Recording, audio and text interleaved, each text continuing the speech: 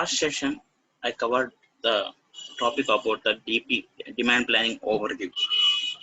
Now, in this session, I am going to cover the configuration part of the demand planning lifecycle, which means that end-to-end implementation of demand planning. In this script, whatever the fields are there, info creator, MPOS and planning area, storage and planning bucket creator, master forecast profile. These are all things I'm going to create. These are all going to be a part in the configuration, and I'm going to explain one by one. It will take nearly 10 classes to complete all those things. Per day I will take two to three modules, not modules, 2 to 3 configuration parts. Okay.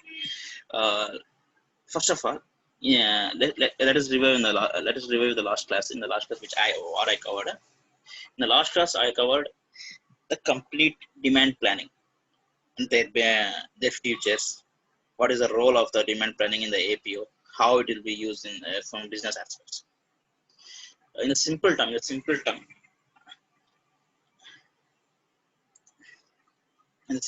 I will conclude that the demand planning is a tool. It is a tool where we can generate forecast values by considering past history data. Okay, with the help of APO-DP, it means demand planning tool, we can generate the forecast values by considering the past history data. In the demand planning life cycle,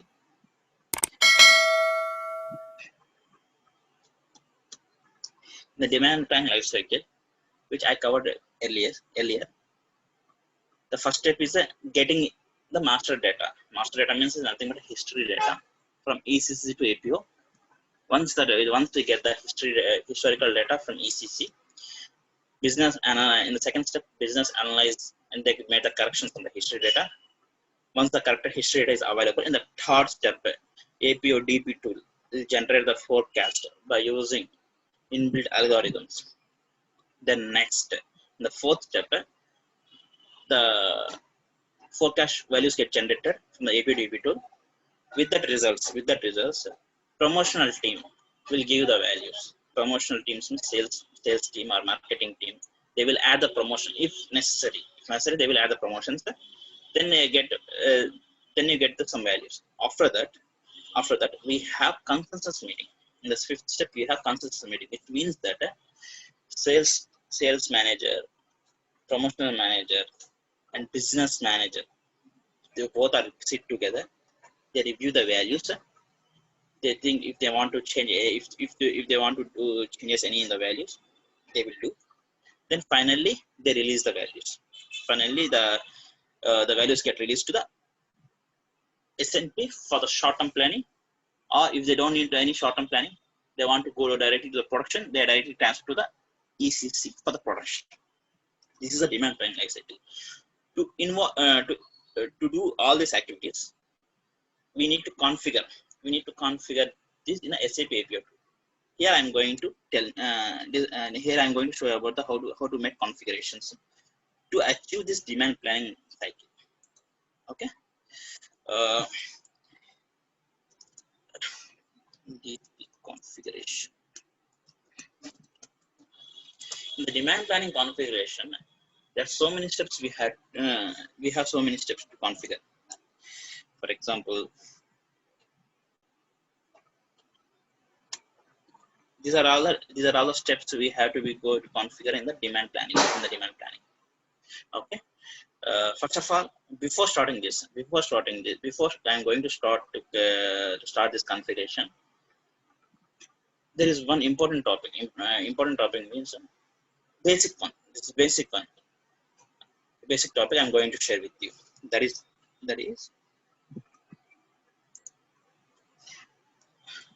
model version management. Okay. Here, model version management means that before going to start the configuration, we should a system should maintain model and version. By default, once the APO software is installed in our in the PCs, by default system SAP gives the standard model and standard version, and complete planning thing has to perform in this standard model and standard version.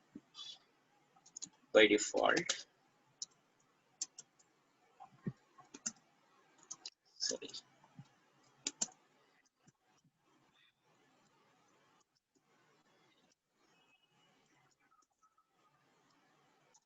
SAP recommended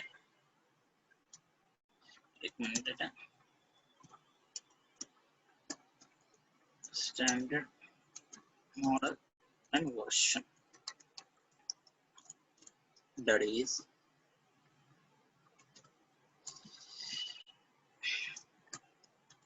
model 00,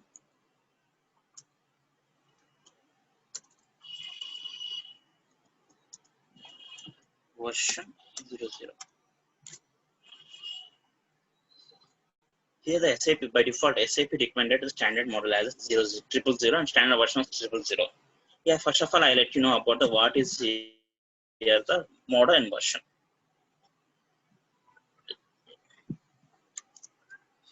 A model is used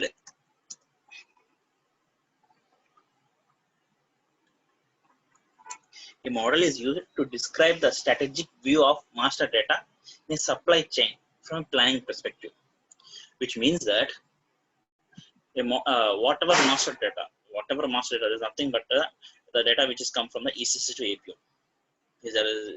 Simply we can tell as product, location, brand, master data. Here the master data are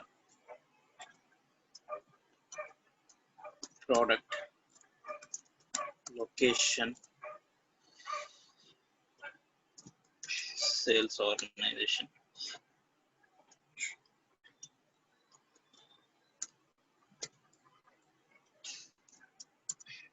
brand, country. These are all the master data.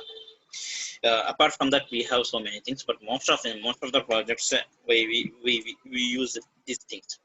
70% of the projects these are the common master data we find. Here, whatever master data is available in the APO is going to assign to the model, which means that model represented here the model is used to describe the strategic view of master data. Okay, come to the planning version. The planning version is, let me complete the statement. A model is used to describe the strategic view of the master data in a supply chain perspective. Okay, version. A version is used to describe the transactional data, which means that a version is used to describe the transactional data. Here transactional data means whatever values are assigned to master data, which means that here is a product. So for example, take a product as a Tata Nano car. Tata Nano is a master data. Here Tata Nano car is a master data. How much quantity I am going to sell? What are the history values? These are all are comes under the transactional data. In simple term, you can describe transactional data as a as a value of the master data. Values of the master data is nothing but the transactional data. Okay.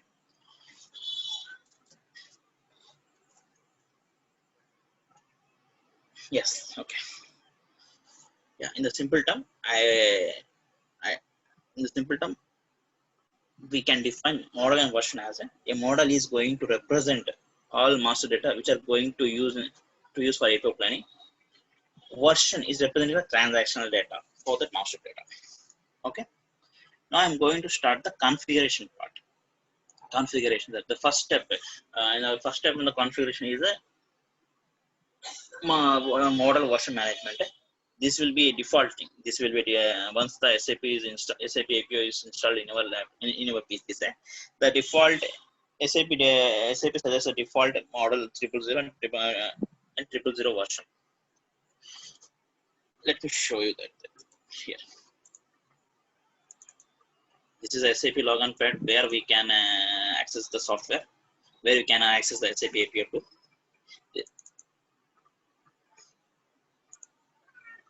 SAP will give the user ID. Once you are the member of the, once you join in any company, they will provide you the specific user and password for you for a single person. Okay. Here I am using some. Here I am using my own user and password. Okay. This is the appearance of this. Yeah. This is the appearance of the software. Here, let me explain things. Once we get the access to the SAP APO connections, once we get the access, initially we get the we get the two folders only, favorites and SAP menu only. This tool is not only for the APO. This is the SCM software. This is the supply chain management software. In the supply chain management, APO is one of the part. Apart from the APO, we have EWM, transportation management, etc. Okay, where whatever things you are going to the APO, you have to do in the SCM software, in the SCM platform. Okay, just expand the SAP menu. Here you can find the advanced planning optimization. In this folder, we get the all APO related fields. Okay. Let me start with the model version management description. Okay. First of all, I'm going to see. I'm going to see what is the default model and default model version in this thing. By default, this is 00000. Okay. How we can see this? How we can see this? Just expand the APO, advanced planning optimization. Go to the master data. Go to planning version management, model and version management. Double click.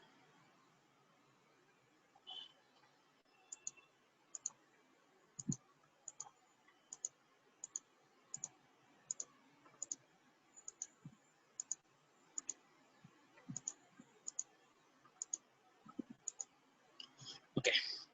See, if you see in this screen, the left side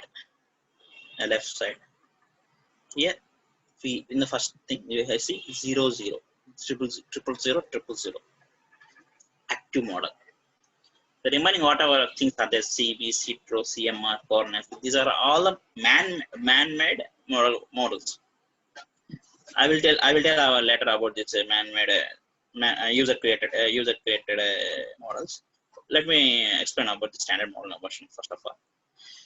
But once you get the system, by default you can see this is 00, 000 as an active model in your desktop, in your PCs. If you expand this, under the model we find the versions. Okay, in a single model we can create number of versions. Okay, uh, but the standard version we are using is 000 only. SAP also recommended 000 that are all inactive versions. That are inactive version means those versions are used in the testing purpose. Okay, why we are going to multiple versions under a single model? Okay, we have an active version. Already we have active version as 000. Then what's the need to go for multiple versions under a single model? Okay, let me explain this.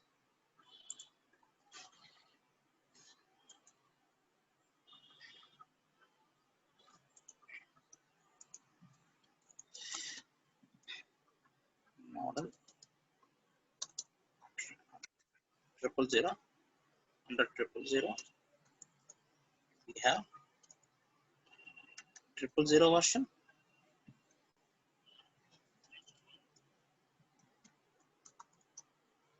It is a SAP recommended, the standard version. Then next 001 version. These are all inactive versions. Inactive version, you can name it the inactive version or simulation or testing version. Any name you can give like that. Like that, we can create many number of versions. 002 we can create. 000 we can create. 005 we can create. It depends on yours. Why you are going to multiple versions? We have the standard. We have the SAP standard versions. Then what is the use to go for the multiple versions? Here thing is, see that here APO is a planning system. Here APO is a planning system. That means we had to do many trial errors. We had to perform many testing activities before going to settle down the one perfect model. We are going to do many changes. We are going to perform many activities. We are going to do many trial and errors. To do those things, we are going to the multiple versions. If you do all those things in single version, that is in a triple standard version, we have one data. If you want to go to do any changes in the data, it will be if you do in the standard version, it will be impacting the planning. Due to that reason, here we create multiple versions. First of all, what I do, I copied all 000 version data into the 001. Then I perform my trial and error and whatever changes I have to make, I have to perform in this 001 version. Okay, which means by this the production data will not get affected. Client data will not get affected. The whatever the I can make the trial errors in this in a simulation version. Here here the production data will not get changed. Okay. Due to that reason, we are going to create the multiple versions. These multiple versions, apart from the standard, the remaining versions are for the testing purpose. Okay, this is about the standard version. Okay, in this screen we can see, apart from the standard multiple versions, we found multiple models also are there. 000 is a standard model.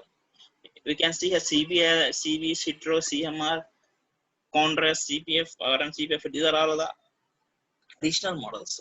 These are not the standard models. These are all not standard models. These are also the simulation models. Okay. This why we are going to the simulation models. CR1. Why you are going to the simulation models? See, I already discussed in the previous.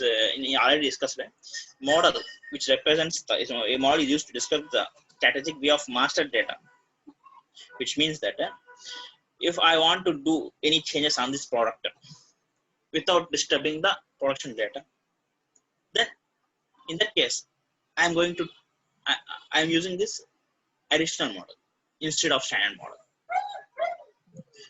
Then I made a trial error in this simulation model. Due to that reason only these simulation models will use.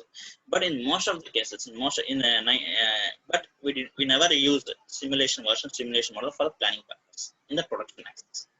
We use only the standard model 000 and standard version 000 in the production perspective. Okay, simply which means that 000 and 000 as active model and 000 as active version model, which represents the master data, and version which represents the transactional data. Okay, here we can I will okay, here I am going to let me show how to create a simulation version. Okay, see, first of all I just click on this active model. I would like to create one inactive version under 000 model. Okay, first of all I click this model. Here the option is change model or planning version. Create model or planning version. Here I am going to create the planning version under this model. Just I'm clicking this. It asks model or planning version. Planning version. Name. I would like to give a name as 002. Simulation version. See, if you see the name model as 000, that means I would like to create a version under 000 model. Okay.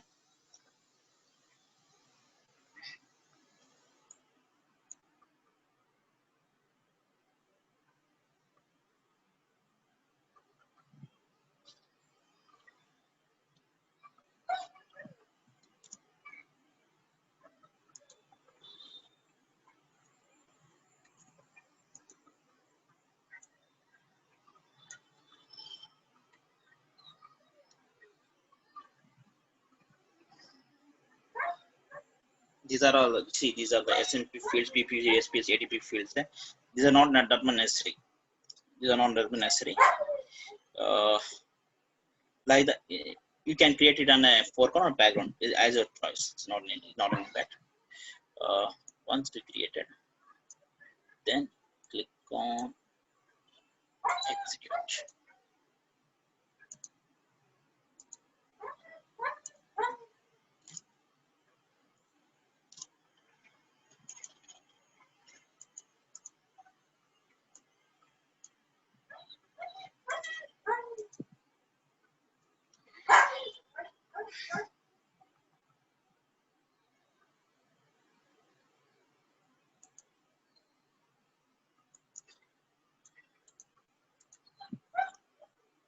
Yeah, here I don't have the option of create by. Here I don't have the option of the creating a planning version, but we can create a planning version. We can create the planning version in this way.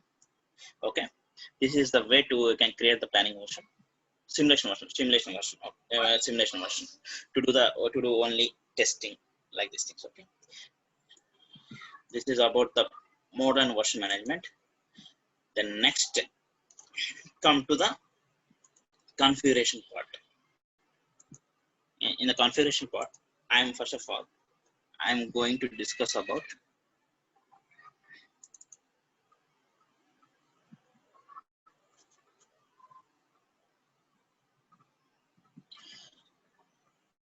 storage and planning bucket, storage and time bucket creator. This field I'm going to discuss about this field.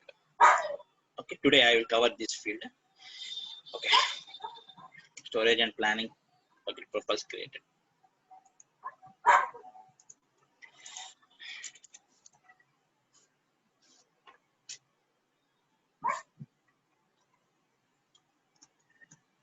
Storage and planning bucket created. Okay, let me explain what is about the storage and planning buckets. Okay, first of all I will discuss about the storage buckets. A storage bucket defines the time buckets in which data based on given planning area is saved. Okay, a storage bucket defines the time buckets in which data based on a given planning area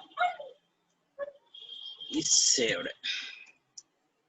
Okay, storage bucket is nothing but the time buckets in which data, whatever data we are giving, is based whatever data we are giving.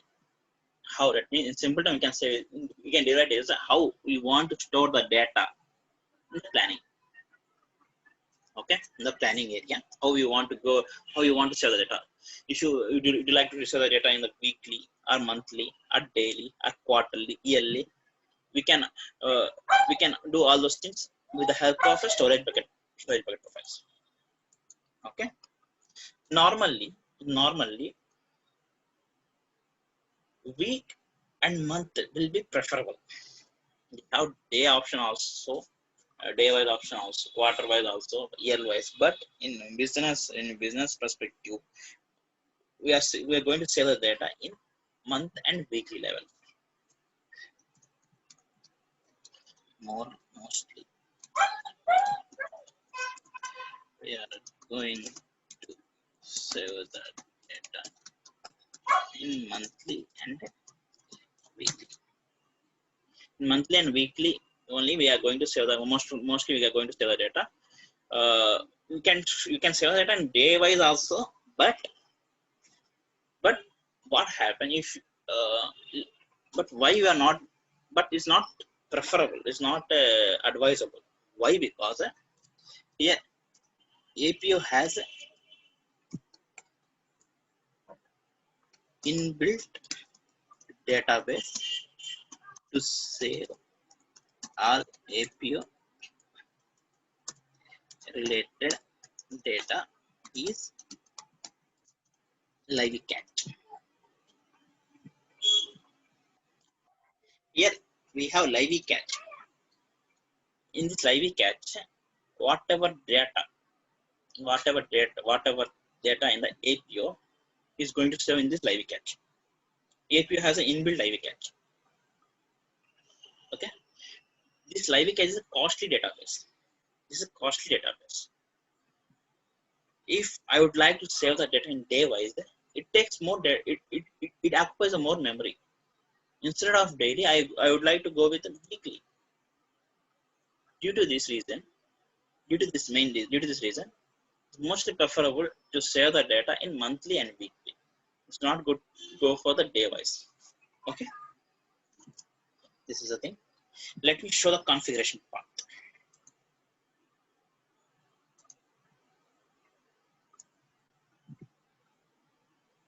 Yes,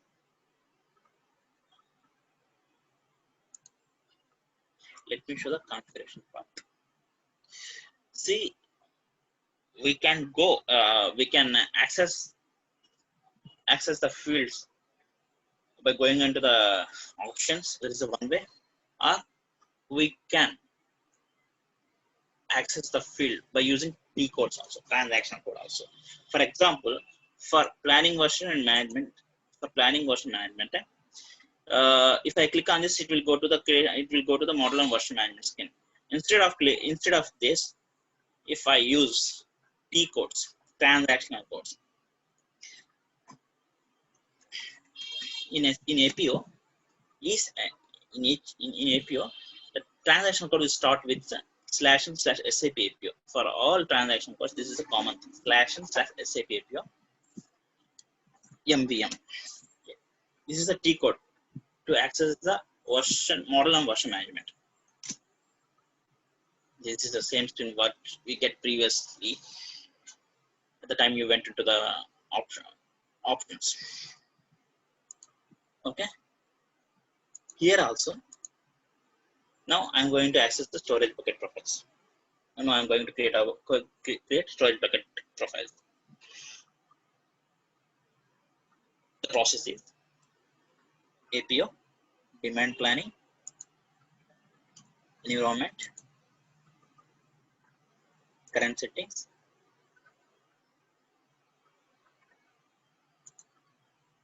periodicity is for planning area. This is the path to create the storage bucket profile. Okay. Instead of this path also, but the simple T code /SAP API /TR32. We can go to the creation of storage bucket profile. Let me put the T code in this. Okay. This is in this screen. First of all, ask about the storage bucket profile. Just give the any name. Any name. This is here I'm going to give as the API underscore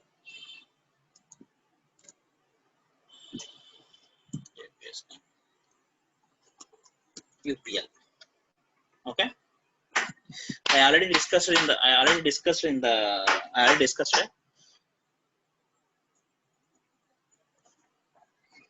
In storage bucket profile, you are going to store the data in week and month. That's why I'm going to select week, month. Okay.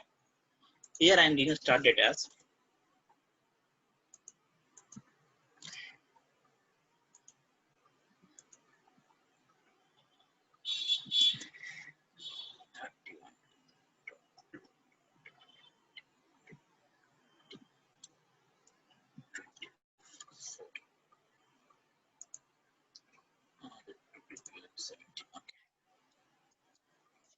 I will explain why I'm giving this start data as like this, and it's like I will explain this thing. First of all, let me complete these fields, all these things. Time stream ID. I will explain all these fields.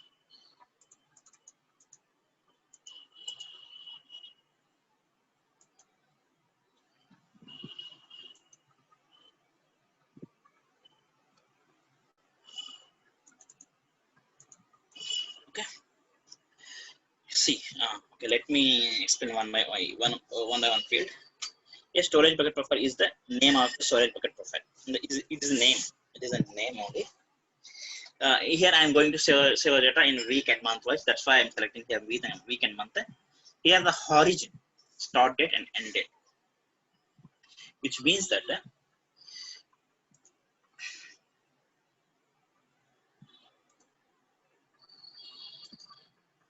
here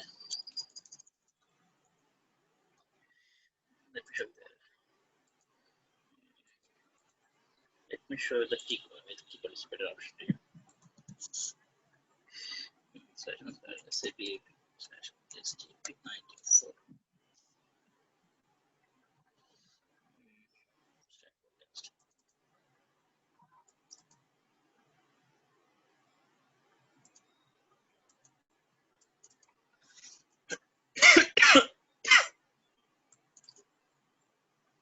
Okay.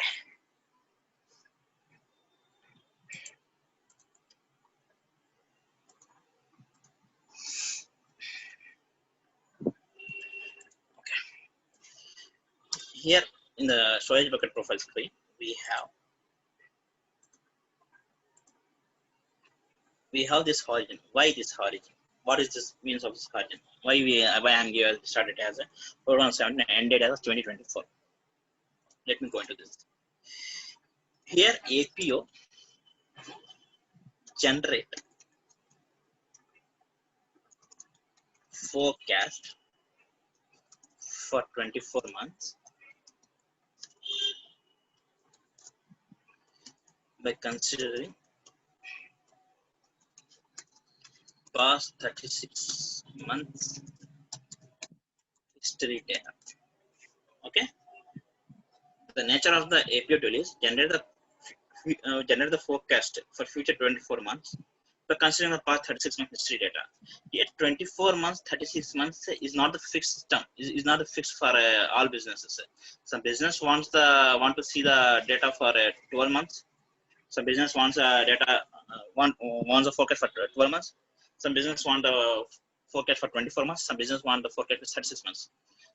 It depends upon the business side. With the business with this business request, we can perform the activity. And the history data also. Some business want to take the history for past 24 months. Some business for past 1 year like that. But if you consider the past 36 months data only, then you get the accuracy of the forecast values. In the most of the projects, this history will be the history was the 36 months only. Forecast months will get vary.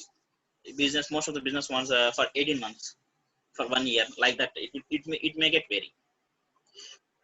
Okay, here I am giving the time. Okay, come to this storage bucket profile topic. The storage bucket profile, I am provided the origin. I am provided the origin, start date as 01.01.2017,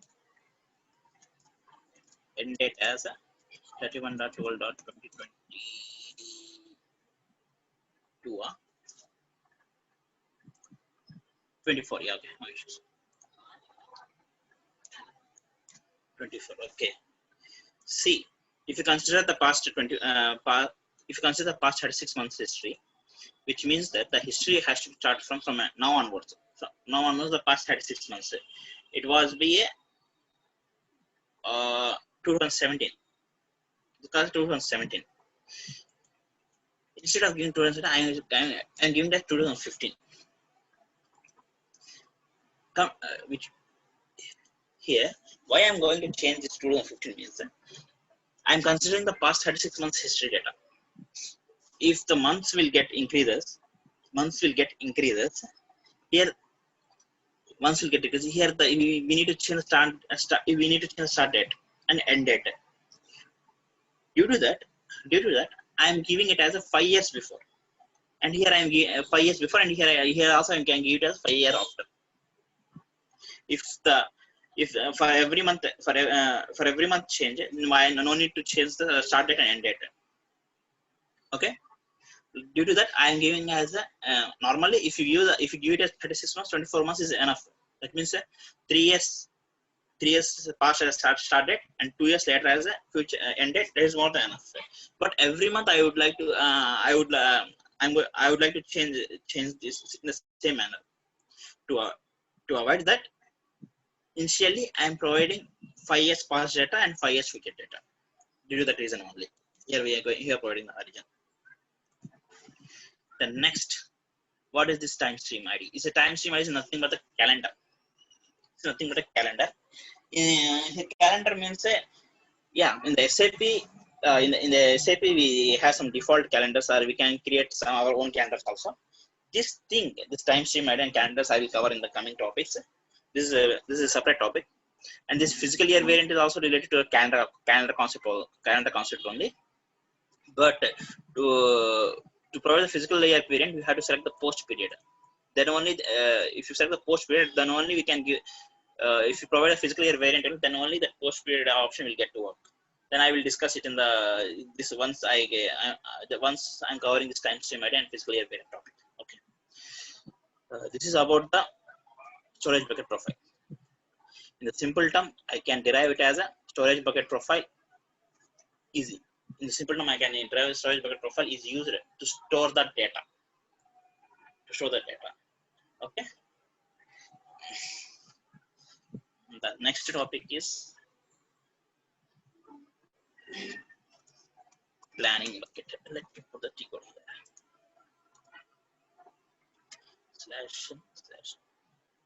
//APM/TL32. This is a T code to access the storage bucket profile //SAP/TR32. Now I am going to create the planning buckets.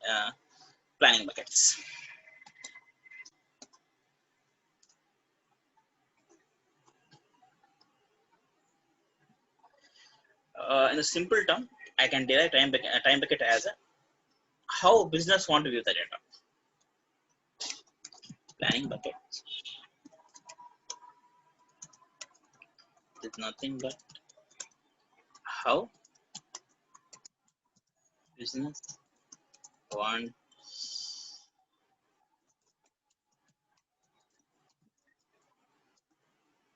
to view the data, which means that finally whatever the forecast results available, that all these results are appearing in single screen. That is nothing but interactive demand planning screen. This is the screen. This is the screen where business review the values. Review the values. Okay. This is a screen where business review the values and make the changes in the values.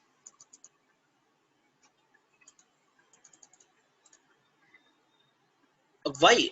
What is why here? Why they were using planning buckets here? Why means business wants to view the data in completely monthly for future 24 months, or they want to view the data in weekly. If they want to view the data in weekly, some business want it. I don't want to view the data in the monthly. I want to view the data in weekly. In the weeklies, you can view the data. For that purpose, here we are going to create the planning buckets.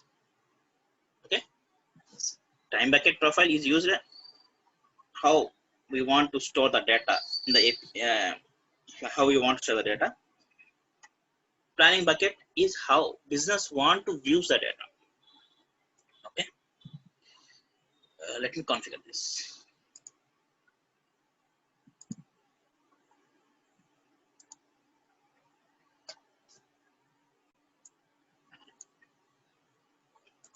Okay, to create planning buckets, the T code and the path is, first of all, let me tell you the path. APO,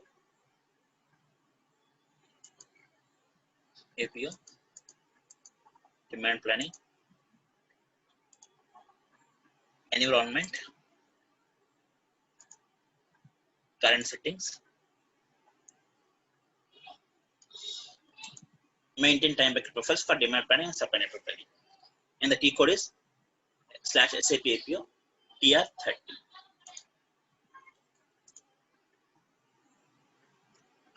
/SAP APO.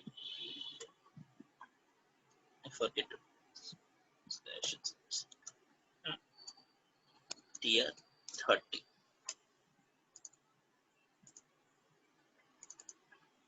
Okay. We can give any name. CAPO.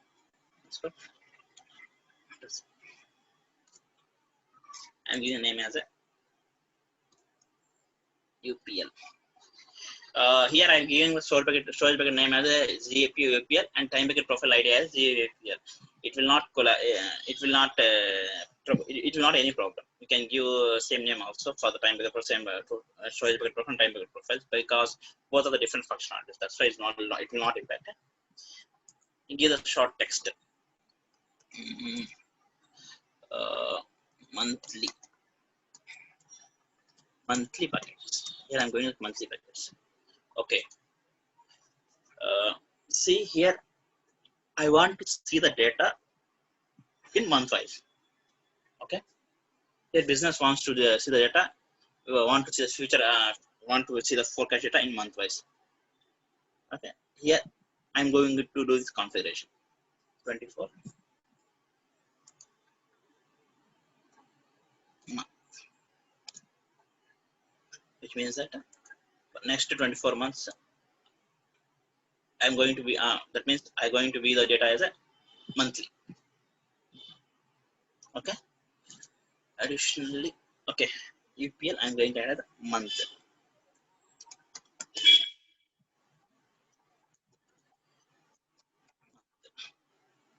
Okay, save it. It gets saved.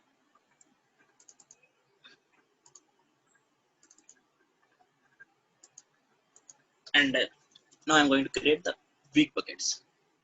That means business wants to view the data in weekly. Weekly bucket.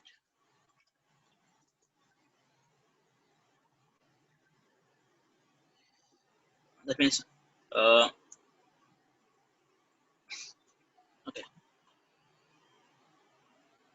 I want to view the data for 8 weeks. Number weeks. That means how many terms. That means for 8 weeks, I want to, if you wanted to see the data in weekly for 8 weeks, you can give the number as, you can now give the number as 8. The display page give it as week and enter. That is enough. Okay.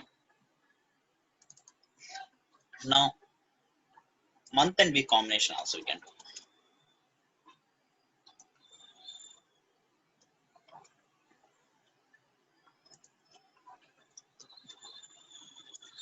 Month and week.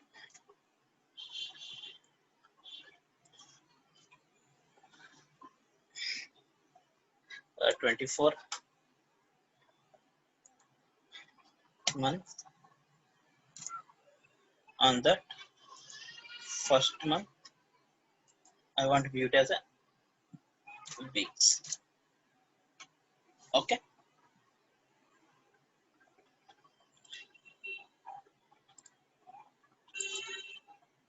This is whatever. Okay. Whatever I created time bucket profiles, this will be used at the time of planning book creation. Okay, the time of planning book creation, I will use this time bucket profiles. Here I am going to do the basic configuration only. Once after that, I am going to create the planning books. In that planning books, I am going to use the storage bucket profile and time bucket profiles. Okay. For example, let me show you the sample. Let me show you a sample. This is already created. Previously created planning books and data views. Planning books. In that, I am showing what's the role of the time bucket profile. Okay.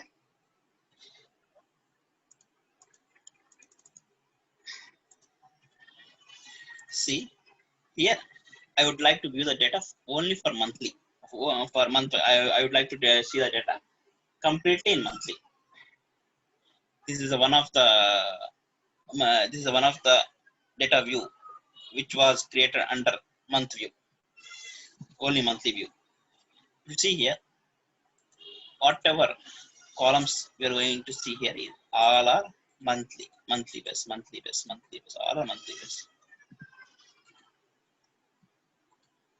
All are monthly base. After 24 months, it was there. The next, I would like to review the data weekly. See, if you see here, from present to next 8 weeks. Here, while creating the planning buckets, we selected 8 weeks only. That's why it will display only up to 8 weeks only. Now I want completely weekly for complete 24 months. We can give it like that also. If you give it as a 52 weeks, which means that 1 year. 1 year, it will display instead of months, instead of 12 months, it will display 52 weeks. But most of the users will not view the data completely in weekly. They will view the data weekly for only for 2 months, like that only. Due to that, we created 8 weeks only. That means 2 months, approximately 2 months. And this is one way. This is one way to view the data with the help of planning bucket profiles. And that is year and month. Year and month. See, if you see here, here in this first 2 months, I would like to see the data in week wise, and remaining all are I have to see in a monthly wise. Okay, first 2 months, I would like to view the data weekly, and remaining months I would like to see it as a monthly. Let me show you here. Previously, I created for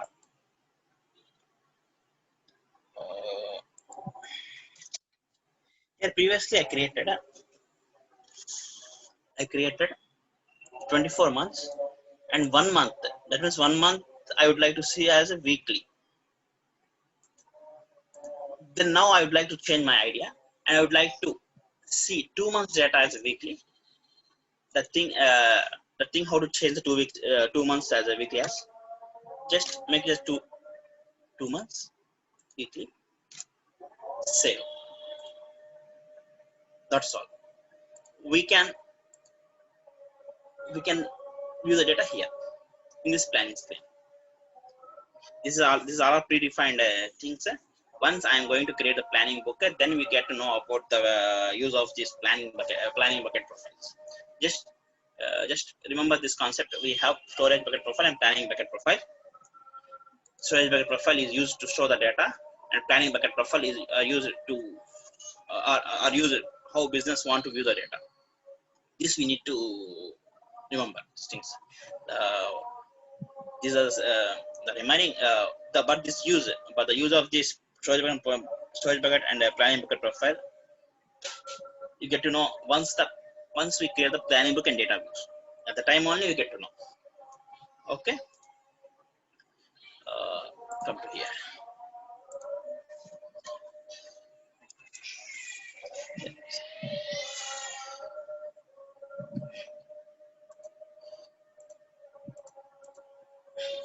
Let me use some sample example of the planning. History, forecast, promotion, final forecast.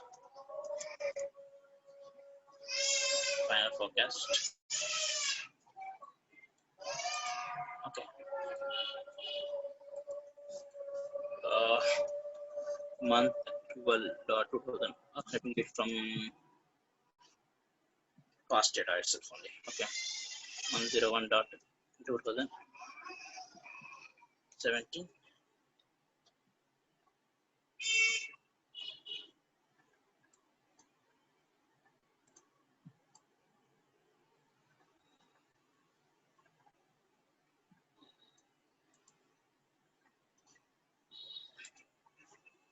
Month 2. Okay.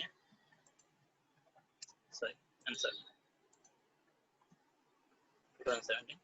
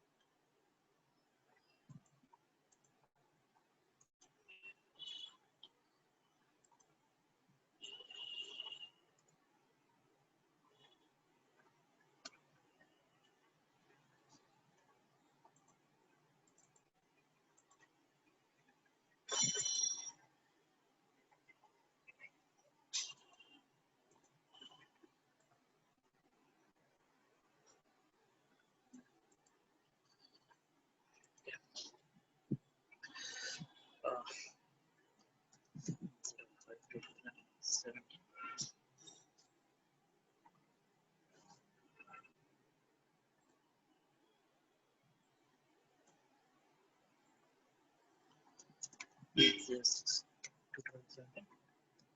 Month 08 2017.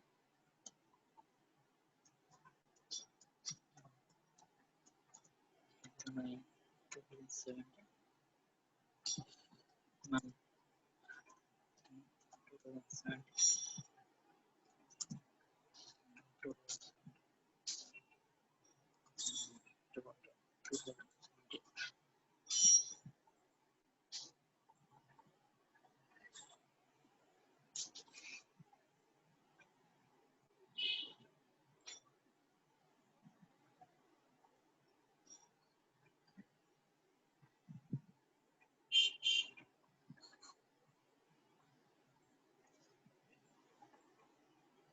See,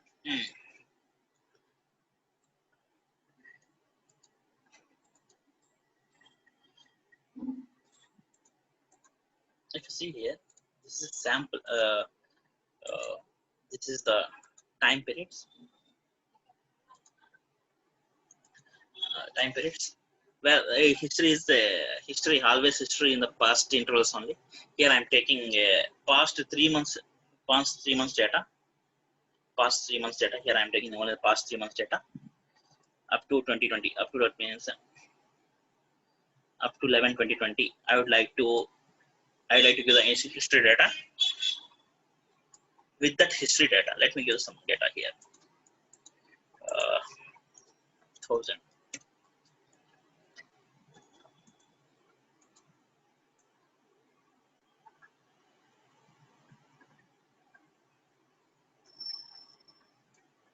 Okay.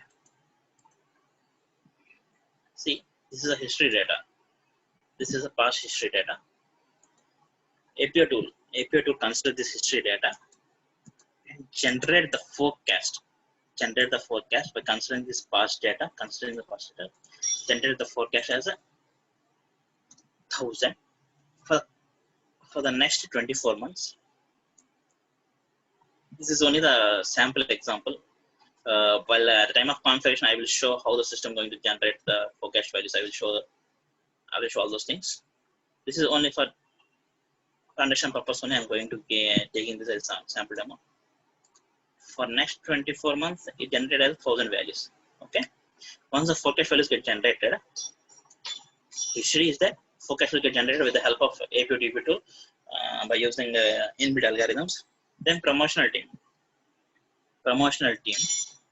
will add the promotions to this value. If promotion team thinks, let me make a break here.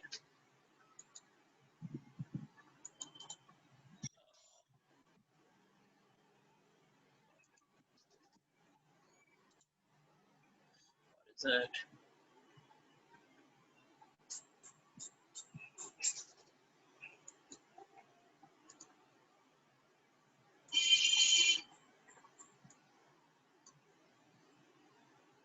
Okay. Here promotions. Here promotion teams would like to give the values. They don't want any ad promotions for December. They would like to add the promotions on January due to the new year. They are going to add the promotions 500, and they would like to add the promotions in the 12th month 500. After adding these values, we get the values as the final forecast value as 1000. Here we get the value as 1500, and here 1500. Okay. I'm sorry.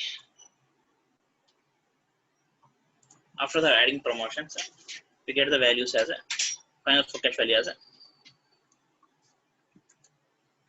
Let me add some colors to represent. I'm sorry.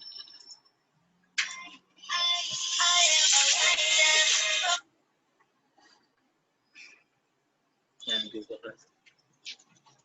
Okay. Final forecast is ready. Promotions are green color. Forecasts are in blue color. Okay. And finally, what is forecast? There is forecast. There is one more trick.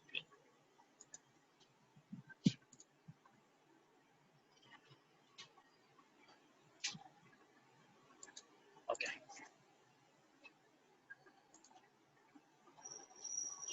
These are all the history data which is in the past intervals. The forecast, promotions, final forecast, release these are all in the future periods. Okay. We get the forecast as a 1000, and the promotion team adds the promotions 1500.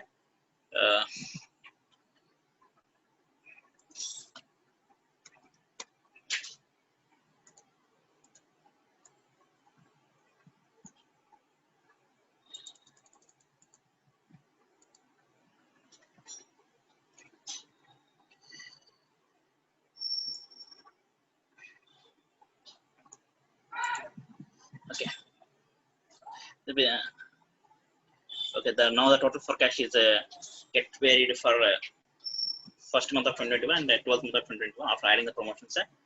After these values, consensus meeting will happen. Consensus meeting will happen.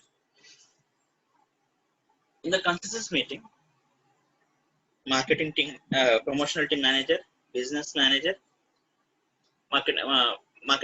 sales manager,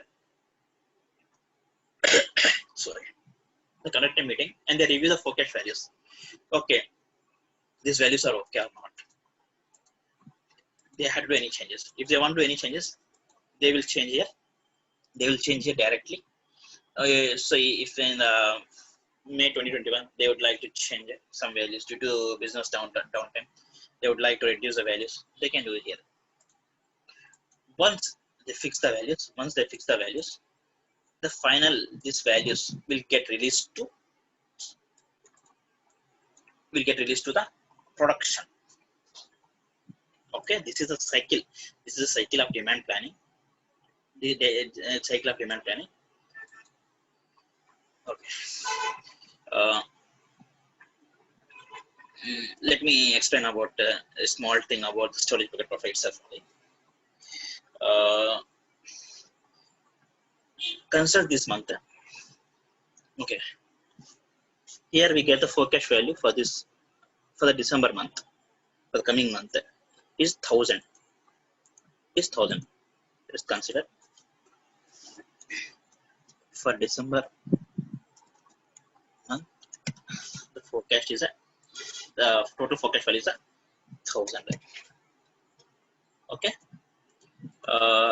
Now I would like to compare. Now our business would like to compare these values with this monthly generated value. This month generated values with sales history data.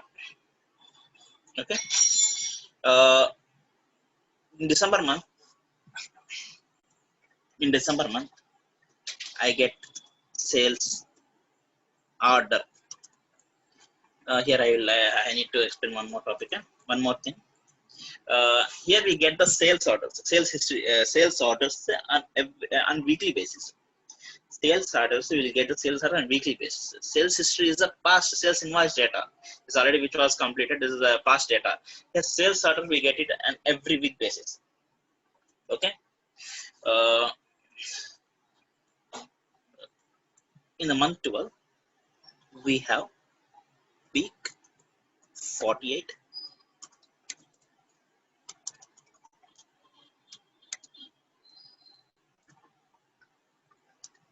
Week 49, week 50, week 51, and week 52. Okay. In this month we have week 48, 49, 50, 52. This 1000 now month 12 we have 1000 quantity. This will get distributed among all these weeks. How much will distribute? 200, 200, 200, 200, 200. Okay. 200 get distributed. And sales order for the month of December, I get it as a 1200. That means sales order I get it on December month, I get the sales order as 1200. That means I get the request from the user. I want these cars. I want 1200 cars in the December month, in the complete month. Which week is your decision, and which week how much I want? It's our decision. That means customer completely want on December. On December he completely want 1200 cars, but we have demand 1000 only. We have demand 1000 only. In that case, what we had to do? we will add remaining 200 in these weeks, in any of these weeks. I would like to add this here 300 with the budget business request. Okay, here what happened is, here we get the December forecast value as 1000. December forecast value as just a minute.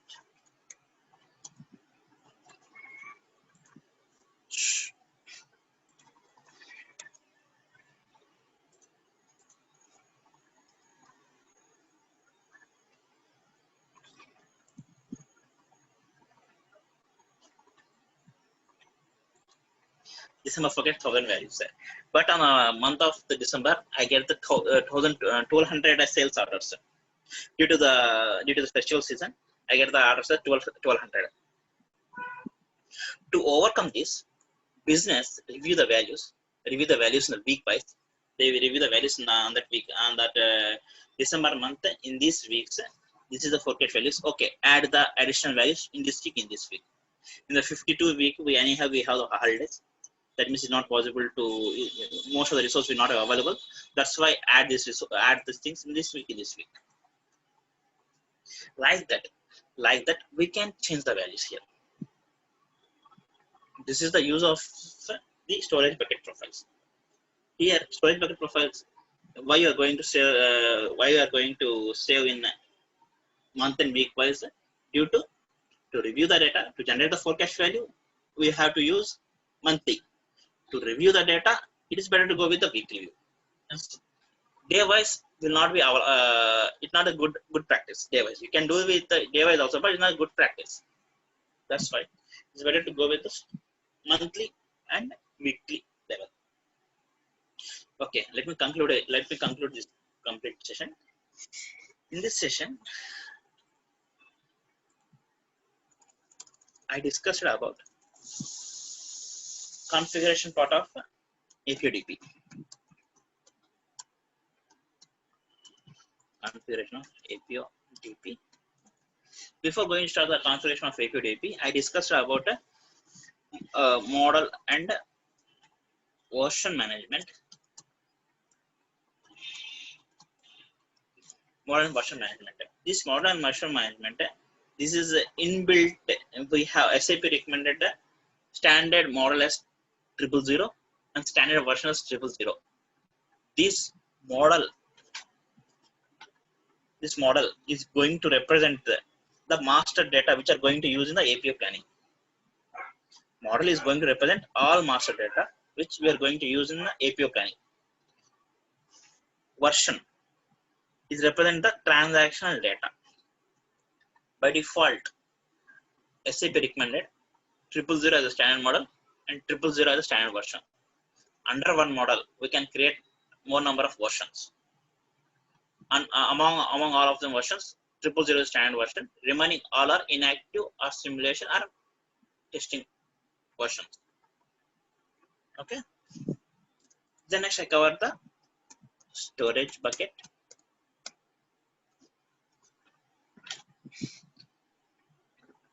Storage bucket profile. Storage bucket profile is used how we want to store the data in the planning. How we want to save the data. It is better to go with monthly and weekly. Next, planning bucket. The planning bucket, how business want to view the data. We can create the planning buckets as a monthly buckets or weekly buckets, or combination of both monthly and weekly. Depends upon the business request. But in most of the projects, in most of the cases, we will go with these three: monthly, weekly. Most of the cases, monthly, weekly is more than enough. And sometimes they will review in both month and week combination. This is about the configuration part this is this is about the configuration part of a storage bucket profile and planning bucket profile. The next coming classes, I would like to discuss about this MPOS and planning area. Both are interlinked. Storage bucket profile, MPOS, and both are interlinked. No, not interlinked. Right? After storage bucket profile, it is better to start the MPOS and planning area. Like that, each and every field I will cover in the next classes. Finally, whatever I configure this path, I will show in the single screen interactive planning screen. This is a step-by-step process. Initially it will be somewhat difficult to understand, but just to know, just to keep in mind, storage bucket profile is used to store the data. Time planning bucket profile is used how business want to view the data. Just keep in mind these words. In the while planning book creation, we will get to know what is the use of this planning bucket profile and storage bucket profile. I will show. I will again share this. I will again discuss about this. At the time of planning book discussion, I will interlink this storage bucket profile and planning bucket profile concepts. Okay, this is from my end for today. Thank you. Hi, this is SAP APO trainer from UPLATS. In the last session, I started the configuration part of SAP APO demand planning. Among them, I completed the storage and planning bucket profiles created. Now I'm going to start this MPOS and planning area. This MPOS and planning area, both are the different. Today I'm going to complete this MPOS, and tomorrow I will take care about planning area created.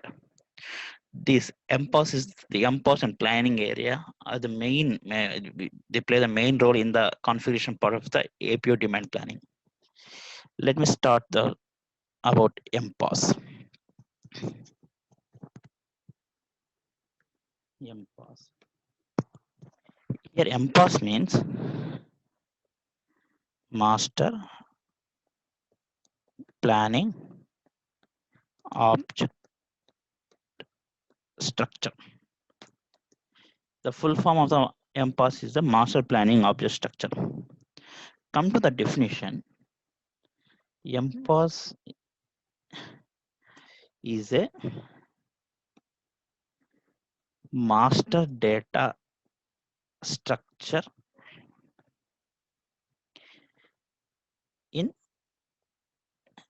APO DP, which means that MPOS is a master data structure. It is a structure where MPOS is a structure, data structure, where we are going to maintain the master data here, which we are going to use in the APO demand planning to generate the forecast values. This is about the MPOS. Let me elaborate step by step. For example, Apple i6. I'm sorry.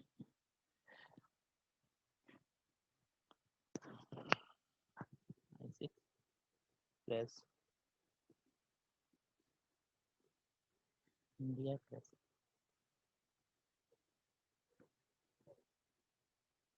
Bangalore plus customer group equal to 1000 quantity.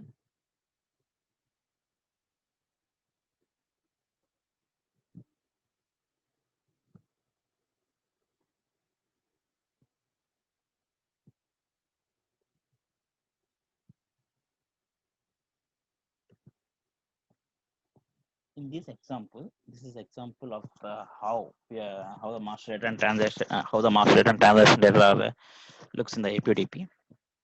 In this example, this Apple plus i6 plus India plus Bangalore plus customer group. This is a master data. This is a master data, and this quantity of this is quantity is the transactional data. Okay. Here, this complete Apple plus I6 plus India plus PGLR plus CGO, and these are is a master data. And the quantity is a transactional data. In APO DP, to do the The data is in the combination of master data, then only we can able to do the planning. Among the planning, the master data and the transaction data plays a crucial role. Okay. The next point is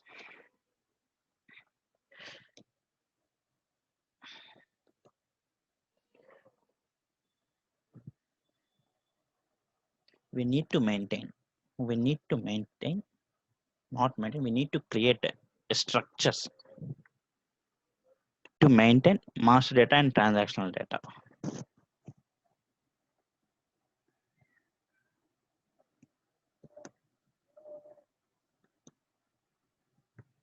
We need to maintain structures to create.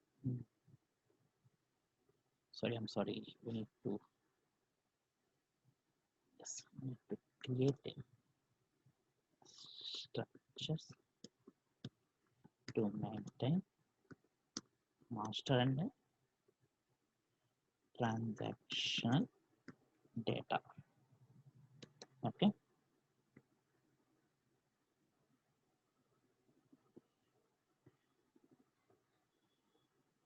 MPOS is for master data, planning area is for transactional data. Planning area I will cover in the next session, but now I'm going to cover this MPOS and what are the MPOS fields, what are the use of the MPOS, how you going to configure in the APO DP tool. I will cover all those things in today's session. Okay. See, MPOS is created as per the business units. MPOS is created as per the business units. For example, ITC is an organization. It's a big organization. It has paper as a subunit, cigarettes as another subunit, food and beverages is another subunit. Yeah, ITC is one business, is one company. Another company, paper, cigarette, food and beverages, all are business units. These are all business units. For paper, there is a separate planning team, production team, marketing team is there. For cigarette, there is a separate planning team, production team, marketing team. For food and beverages, ITC has a separate planning, production, marketing warehouse team, which means that for each subunit we have different teams and different structures we have. Like that, MPOS is to created as per business unit.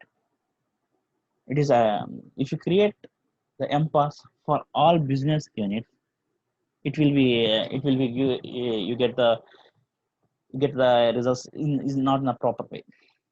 That's why business will prefer the one MPOS for one business units. Okay, this in the simple term you can say that MPOS is created as per business units. Okay, let me start how we're going to configure MPOS in SAP APO tool. The path to go to MPOS creation is SAP menu,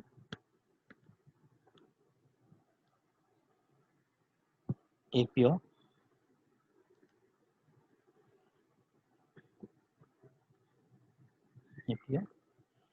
the demand planning,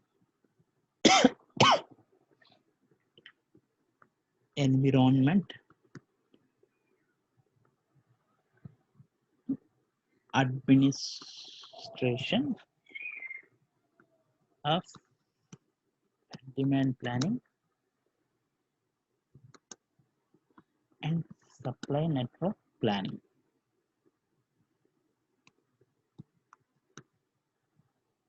This is the path. This is the path in SAP API tool where you are going to create the MPOS and the T code. Instead of going to this path, the direct T code to create the MPOS is // SAP API / MSDP _admin. Sorry, I'm sorry.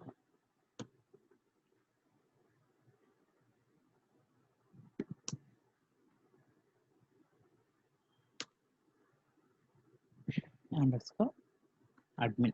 This is the T code. Instead of going to this path, let me start the configuration in the SAP tool.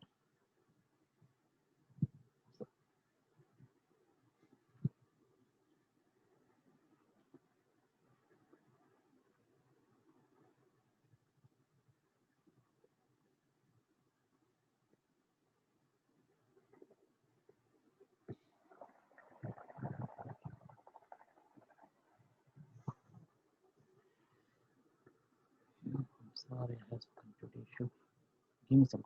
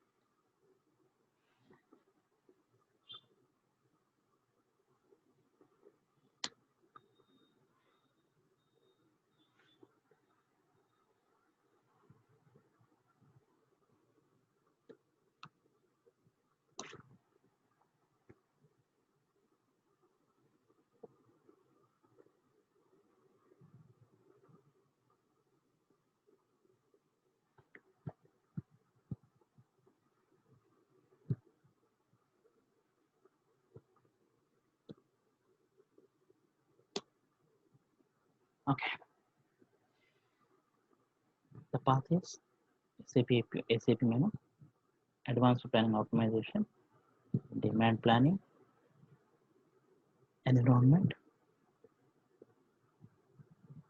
and this is the path where we have to create the MPOS. Instead of this path, the T code, direct T code is //SAP API / MSDP _admin. We get the T codes here also. Here we get the T codes. T codes also we can verify. We can check the T codes here also. Enter. Okay, this is a screen. This is a screen. In this screen, we are seeing planning areas. Planning areas here. The thing is here, I am going to start to create the MPOS. To create the MPOS, right? Just click on this planning area. This button. Planning object structure is there. Select this one. These are all what are the MPOS are present in the system. Okay. There are some are start with the 9A and some are start with the alphabets. But there is a difference between the 9A and which are start with the other letters. Those MPOS are starts with 9A. Those are the system specific MPOS.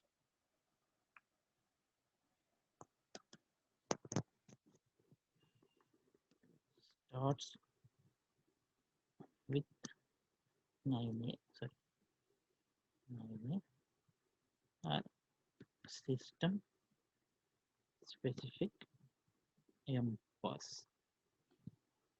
Those will start with the 9A. Those are the system specific MPOS. This system specific MPOS is going to use in the supply network planning, but in the most of our demand planning, we are going to use the user created demand planning solely. Okay, here user created MPOS start with Z. Start with Z. Okay, start with the Z. Those are all user specific. Uh, those are start with the 9. Those are all belongs to system specific. System specific. Apart from the ZA, apart from the Z, they are start with some alphabetic letters. Those are also user specific. Okay, but now I'm going to create the MPOS. Right click on the planning object structure, create planning object structure. Here give the name GAPO underscore UPL.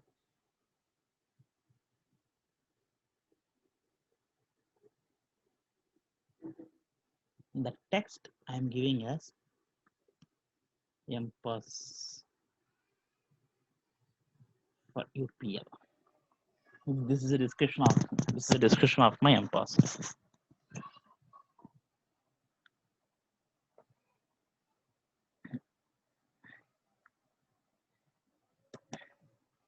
There is a different name for the master planning object structure. Those are MPOS, plop, POS. Both three are same. MPOS is a master planning object structure. Plop is a planning object structure. POS is a planning object structure. Both three names are applicable for MPOS master planning object structure. Okay. Okay. Here, see for the structure we need we need to create the MPOS structure. We need to create the structure to maintain the master data. In the structure, we need to maintain the fields to save the values, to save the data. Those fields are called characteristics. Okay, the fields belongs to the master data of MPOS are the characteristics. Characteristics.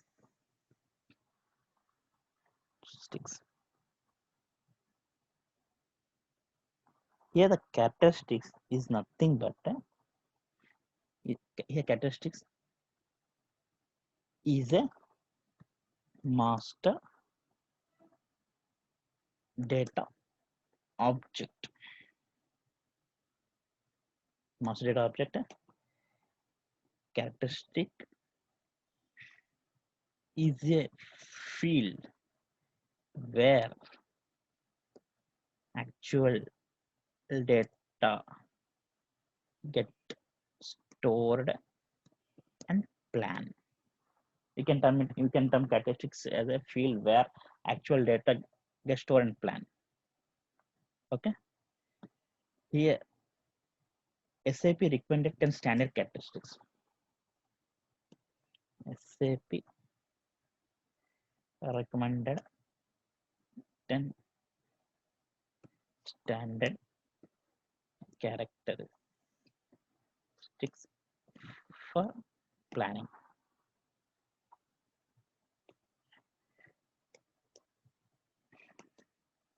We can create our own characteristics also.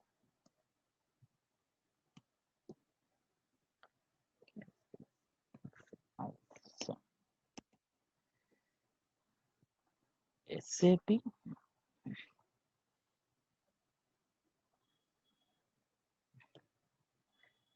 characteristics which start with 9A are APO characteristics, which means that SAP recommended characteristics.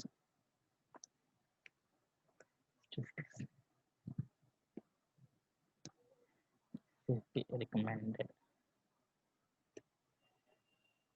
and characteristics which start with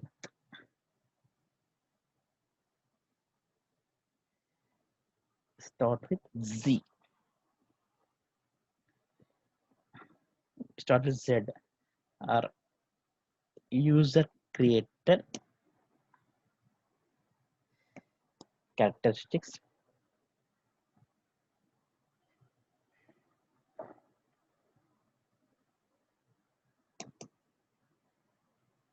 Characteristics will start with 0A are BW characteristics.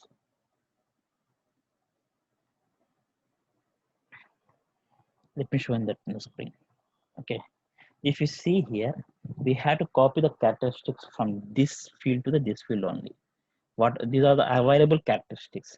These are all our available characteristics. We are going to take the characteristics from this and we are putting it in this MPOS. Okay, here if you see some here this characteristic starts with a 0A. Those are the BW characteristics. At the time of BW, I will discuss about this BW characteristics. These are all our BW characteristics. BW.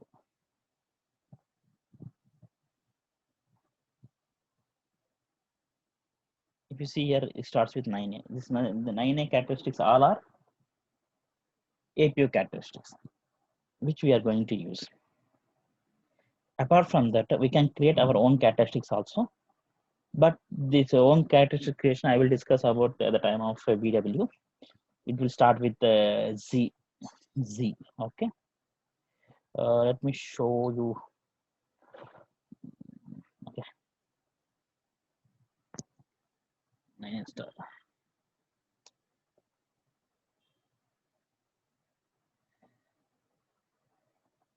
See, these are all our user specific these are all APO recommended characteristics.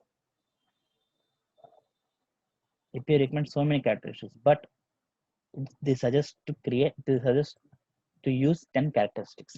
That is more than enough to do the planning.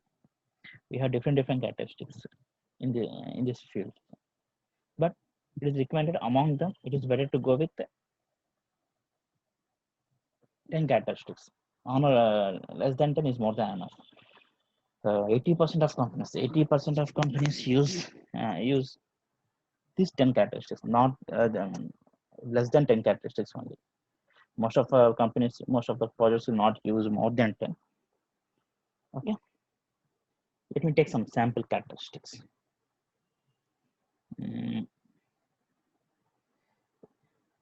APO product. Let me take it from there. Sure. Product. I'm going to select this product as a one characteristics in my MPOS. Location.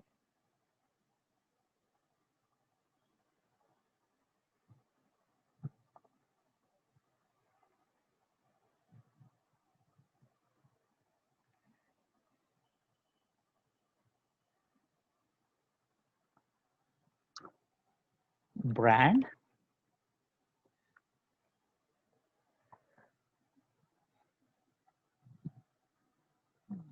Let me find the brand.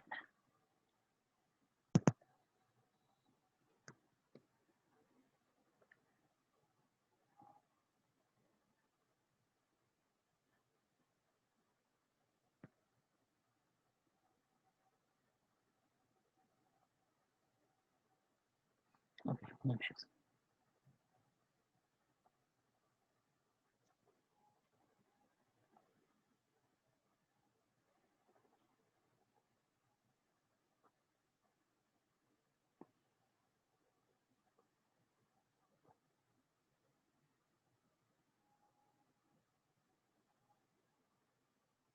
this is the brand.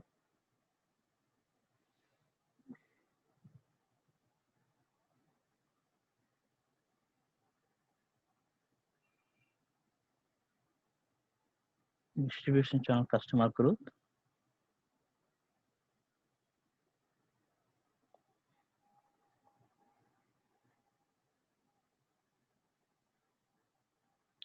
Sales organization.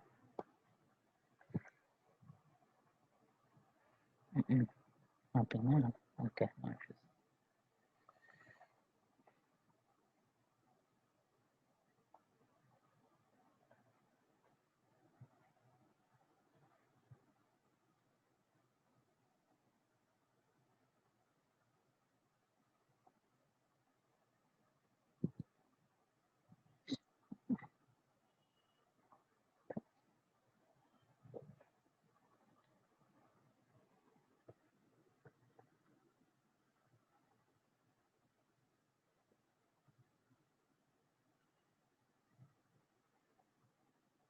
Sorry, I don't want this.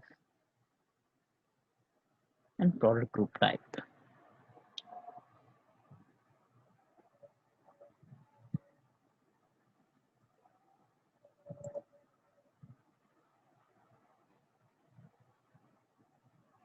These are the characteristics I'm going to use.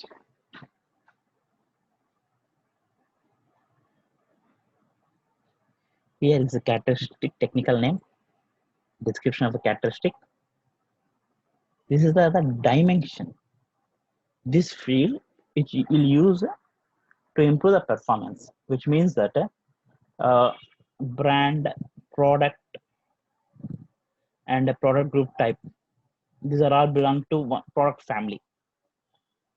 I given the number as one, dimension number as one. Location.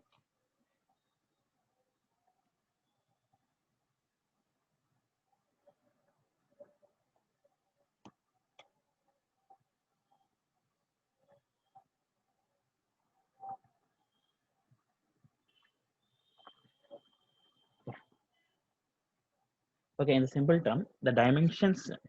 Yeah, this is the technical field of the characteristic. This is the description of this characteristic field, and this is the dimension. The dimension is used to improve the performance of the system. Okay. Apart from not only not the, apart from these 6 characteristics, also we can use other characteristics, but in most of the projects, these six the characteristics are rotated in among in these 6 characteristics. Okay. Here the navigational attributes is there. The navigational attributes is nothing but is a subset of the characteristics, which means that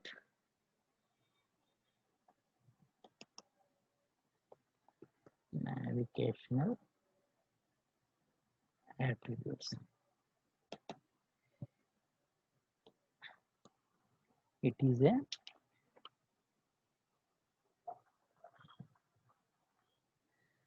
subset of characteristics, which means that it will not involve in the planning. Navigational attributes are not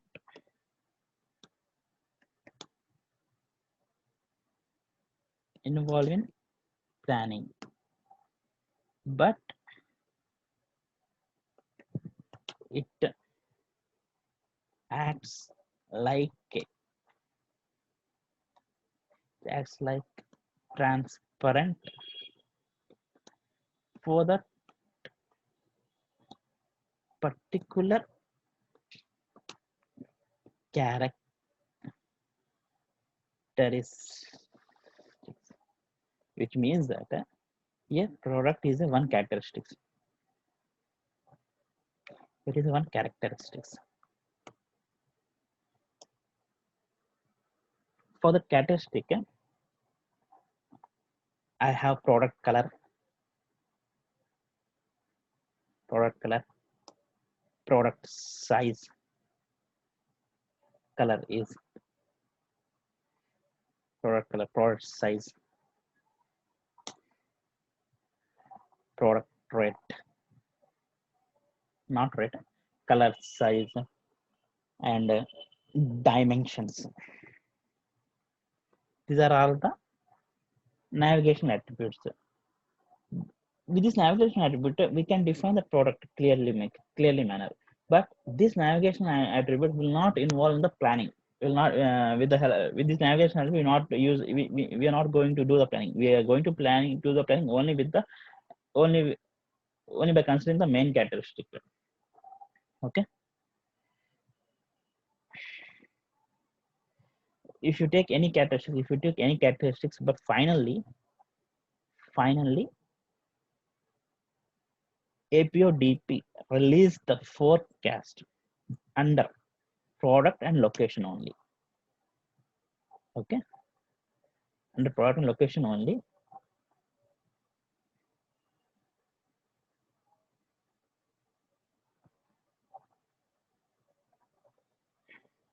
AP is going to generate the forecast. Okay, here I'm going to activate my MPOS. Okay.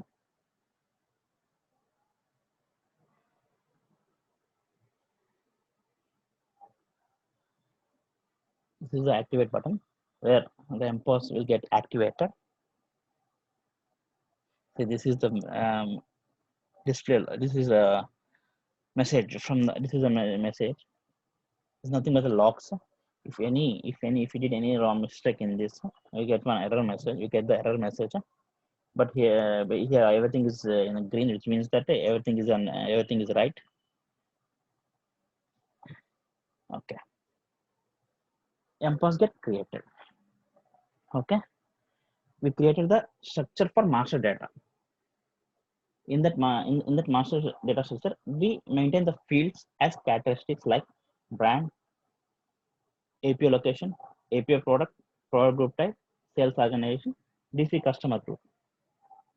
We maintain this as a characteristic field. Okay.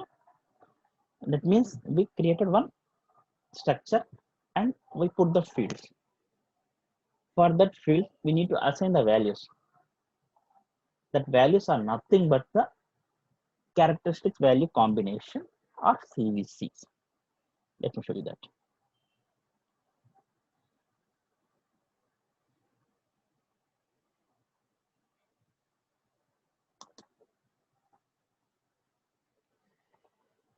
See,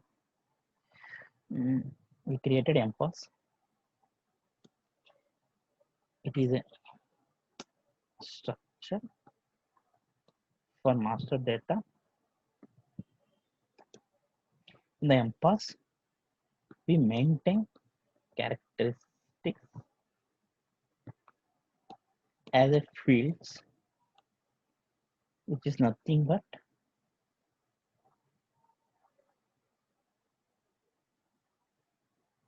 master data fields.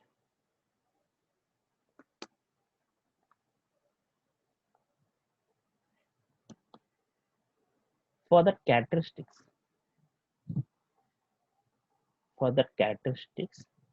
here I am going to maintain the values. For the characteristics, I'm sorry.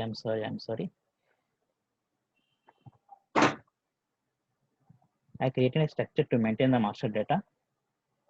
The fields, whatever the fields in the master data, whatever the fields maintains in that structure, whatever the fields maintain in that MPOS structure,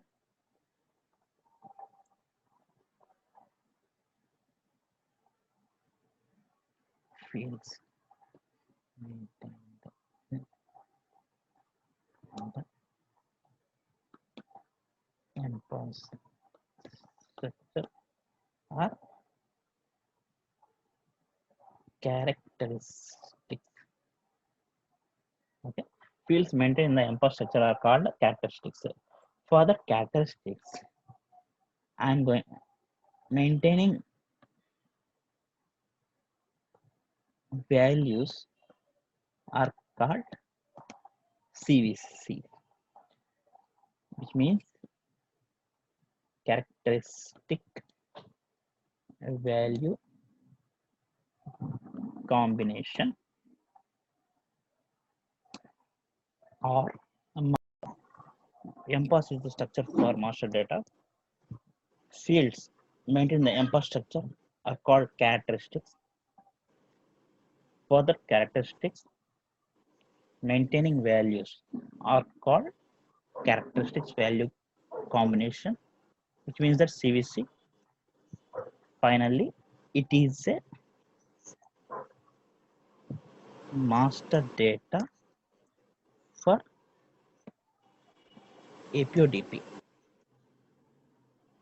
And simply we can say MPOS is a structure to maintain master data. Inside the MPOS we have characteristics as MPOS fields. Maintaining value for that fields are called characteristics value combination. And this characteristics value combination is a master data to do the planning. Without master data, we can't do anything. We can't do any planning. This is the main part of the main part to do the planning. That are master data or CVCs. Okay. Now I'm going to configure the CVCs in the same T code which we are going to create which we created for MPOS. This is the same T code. We can maintain the CVCs in the T code. Okay. The T code is a MSDP admin. Same thing, planning of structure.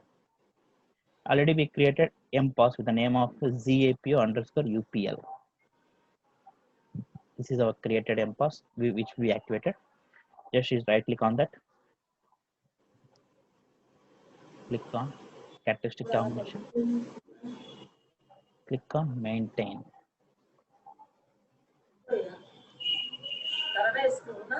Just now I'm going to level sample creation, but in the real time we get the characteristic combination from get the characteristic combination from the BW end directly to the APO with the help of background jobs. Manual creation we may less impact only in real time. If that particular product don't have any history at the time, only we are going to create the CVCs manually. Apart from that, we take the CVCs from the BW system from the ECC system with the help of BW system into APO. Okay, first of all, I'm showing you how to create characteristics. Then later I will show how you get it from the ECC with the help of BW, with the help of program. Just click on the create single characteristic combination. These are all the characteristics which we brand, DC customer group, APO location, APO product group, dev, sales organization. These are all our characteristics which we created in the time of MPOS, which means that characteristics of the MPOS. Now I'm going to maintain the values for these characteristics. For example, brand B1, DC custom group has DC1, location 1, P1, PG1,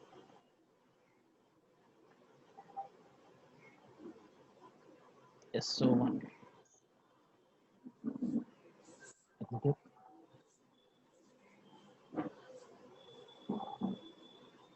One CVC get created like that. I'm going to create for different DC2, L2, P1, P3, distribution center 3, location 3, product 2, execute, and with brand 2,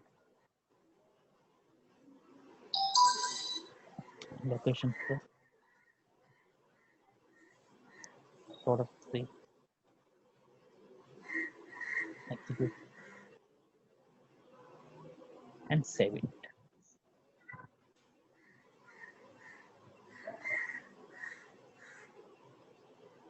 Save it.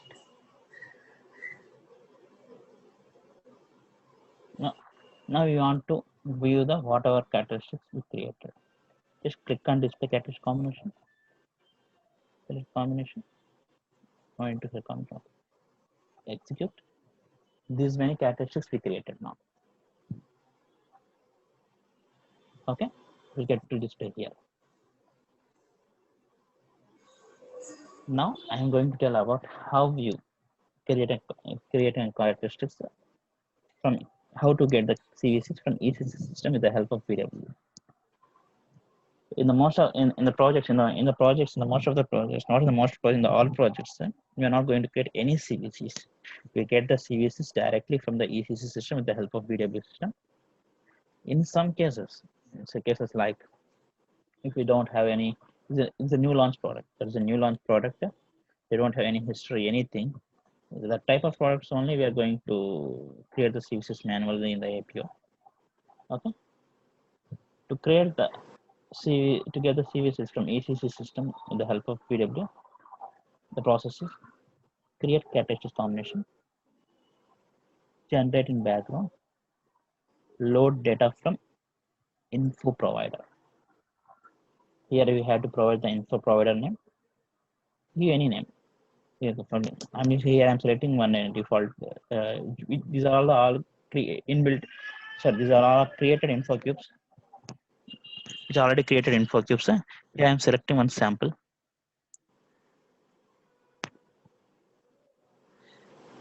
It get the data. It gets the data for the 2011. That means today's data. Today, whatever data present in this info provider, that all CVCs will get reflected to APO. We can check how many entries are there in this info provider for the today's data. You can click a number of hits.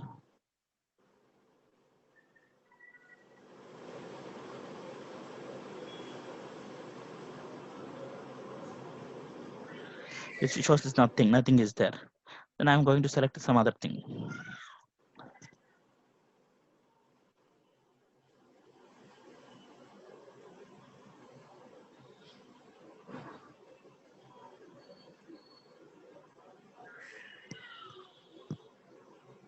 Like this manner, we can we get the CVCs from ECC to APO with the help of PW.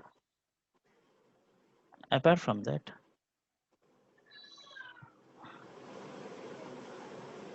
we have many options like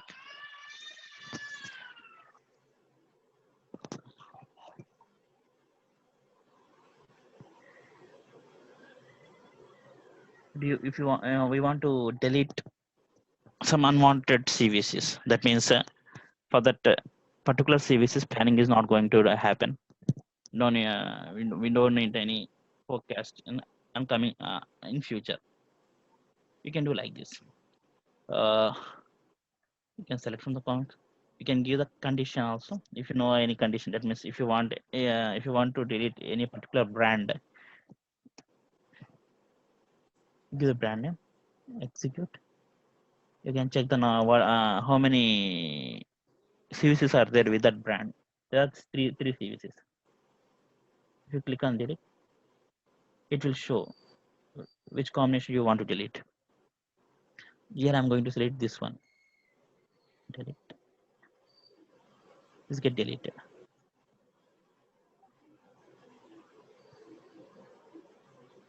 Here the logs is there. Logs which help to you what the CVCs are created in this date. That means today's date. Today I created five CVCs that will display here. So if you see here, four CVCs get created with the username SAP user, which I use in this time. Okay. And next, which CVCs I deleted. This one I deleted. This is the CVs I deleted. We can trace the logs like this. Okay. This is about the master data. This is about the MPOS structure in the APO-DP. Tomorrow, I'm going to cover about the planning area. So planning area is a structure to maintain the transactional data. Like in MPOS, how you maintain the master data, how we create a structure to maintain master data in the similar way. In a similar way, we are going to create a structure to maintain the transaction data. There is nothing but the planning area. Here the fields are in the MPOS, the fields are characteristics. But in the planning area, the fields are the key figure. But the planning area acts as the main part in the live catch. Why? Because most of the values, what are the values in the planning, what are the planning values, planning quantity, those are all get saved in the key figures, which means that the fields of the transaction data structure is a planning area. Okay. Let me conclude this session today.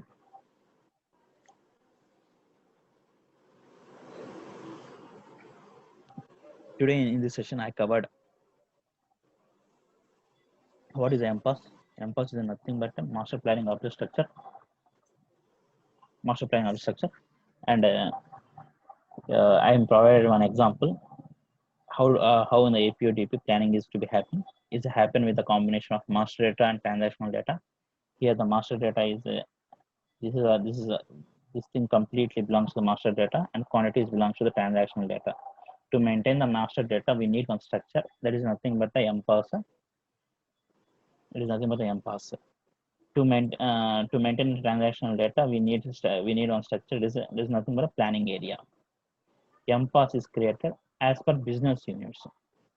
For example, I provide with the example. ITC is an organization. In that organization, paper, cigarettes, and FP are three different business units. We have created separate different. We have to maintain single MPOS for single business unit.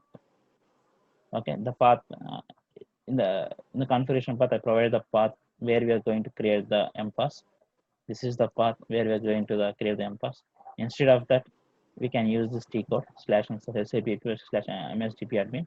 This T code also we can create the MPOS. And in the system we have some inbuilt MPOSs, which inbuilt MPOS, which means that SAP provided MPOS. Those are start with the 9A. This system provided MPOS are used at the time of SNP, supply network planning. In the demand planning, most of the projects we use the user created MPOS only. The user created MPOS starts with Z. Okay, MPOS has three types of MPOS has, we can call MPOS as MPOS, PLOP, POS. Both names are applicable. Both are applicable for the MPOS. Okay, in the MPOS structure, characteristics is it acts like a master data object, which is nothing but the fields of the MPOS structure. Okay, and SAP recommended standard structures for planning. But in most of the projects, we are using less than 10 characteristics. 10 characteristics. We can create our own characteristics also, but this has to be performed from the BW end. The characteristics which starts with 9A are the APO characteristics, which are SAP recommended. Characteristics which start with Z are user created characteristics. Characteristics which start with 0A are BW characteristics. And one more topic is the navigational attributes. Navigational attributes is a subset of characteristics which are not involved in the planning, but it acts like a transparent for that particular characteristic. For example, product is a characteristic. Color, size, dimensions are navigational attributes. This color, size, dimensions is not involved in the planning. It will show the product nature. That's all. For the efficient use of the product only, we are going to use the navigational attributes. Okay. We maintain the structure to maintain the master data. That is MPOS. In that MPOS, we put the fields. The values for that fields are CVCs. This is nothing but characteristics value combination or master data for APO/DP, which are used to do the planning. Okay, these CVCs in the most CVCs we can create manually, or we can generate it from background. Okay, with the help of background job from ECC to APO with the help of BW info cubes. In most of the projects, we are not going with the manual creation. We are going with the background job. getting from the ECC with the help of BW info cubes. And the projects we have 10,000 CVCs, 20,000 CVCs, 4,000 CVCs, lakh CVCs. It depends upon the client. There is no limit on creation of CVCs. There is only the limit is that it's preferable to use 10 characteristics, not CVCs. 10 characteristics. It's preferable to use 10 characteristics. It's a better practice. And one more point here is whatever characteristics we maintain the MPOS, finally the forecast is going to generate. Finally, the forecast is going to generate under production and location, under product and location. Under these two characteristics only, forecast is going to generate from DP side. This is about the today class. Tomorrow I'm going to cover planning area. Okay, thank you.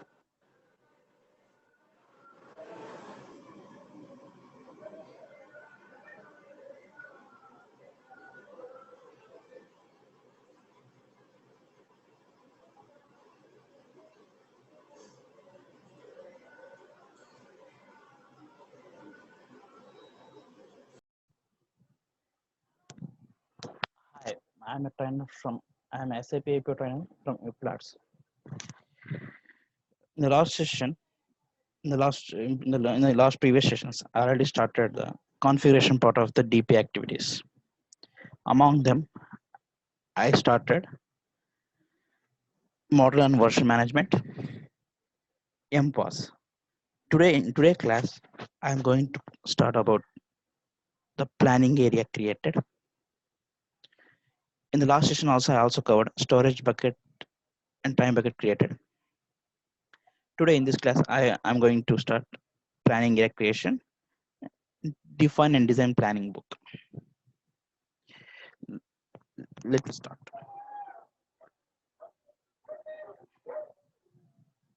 Before going to start, let me show you glance. In the previous session, what I covered.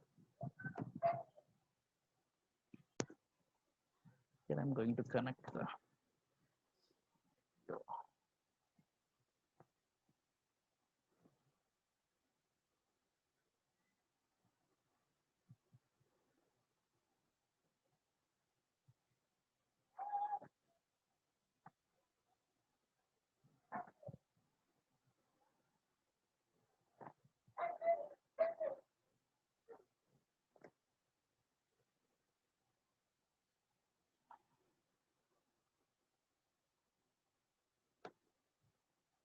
okay.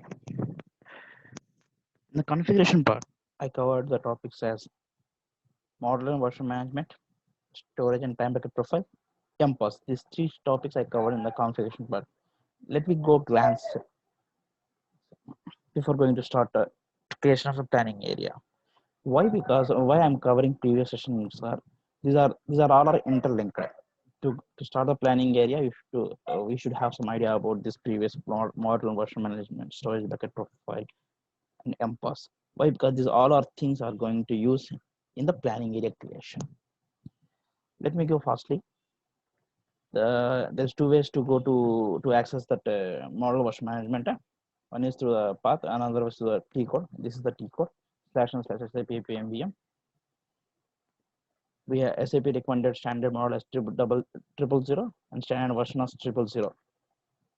Here, model represents the master data for the planning, and version represents the transactional data for the planning. Apart from the 00 version, remaining versions all are for the simulation purpose and testing purpose. Okay. Then next, go to the time bucket profiles. The time bucket, the T code for time bucket profile is //SAP/TR32. Time bucket profiles are used. Time bucket profiles are used how we want to store the data. So we should to know that how we want to store the data in the planning. With the help of storage bucket profile, we can do it.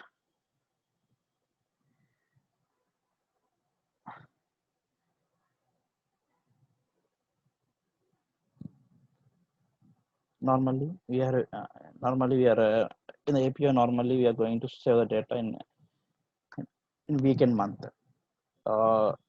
We should not to prefer. We should not in day also we can do that, but it is not a preferable practice.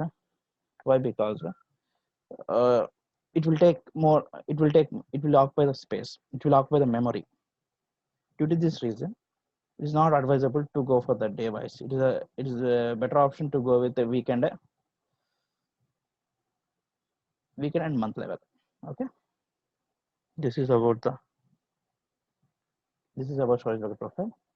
Now let's come to the time bucket profiles. Tier 30. The T code is a tier 30.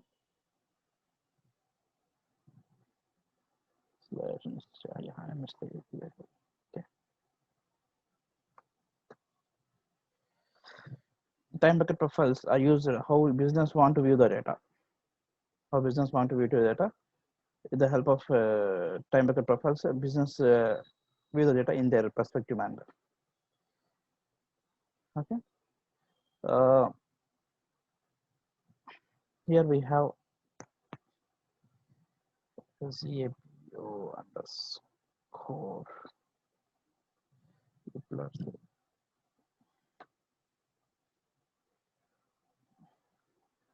Let me create it quickly in a quick manner.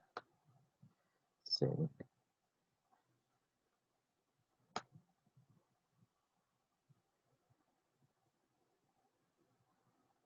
Month-wise. Here I'm going to create the plan. Here I'm going to create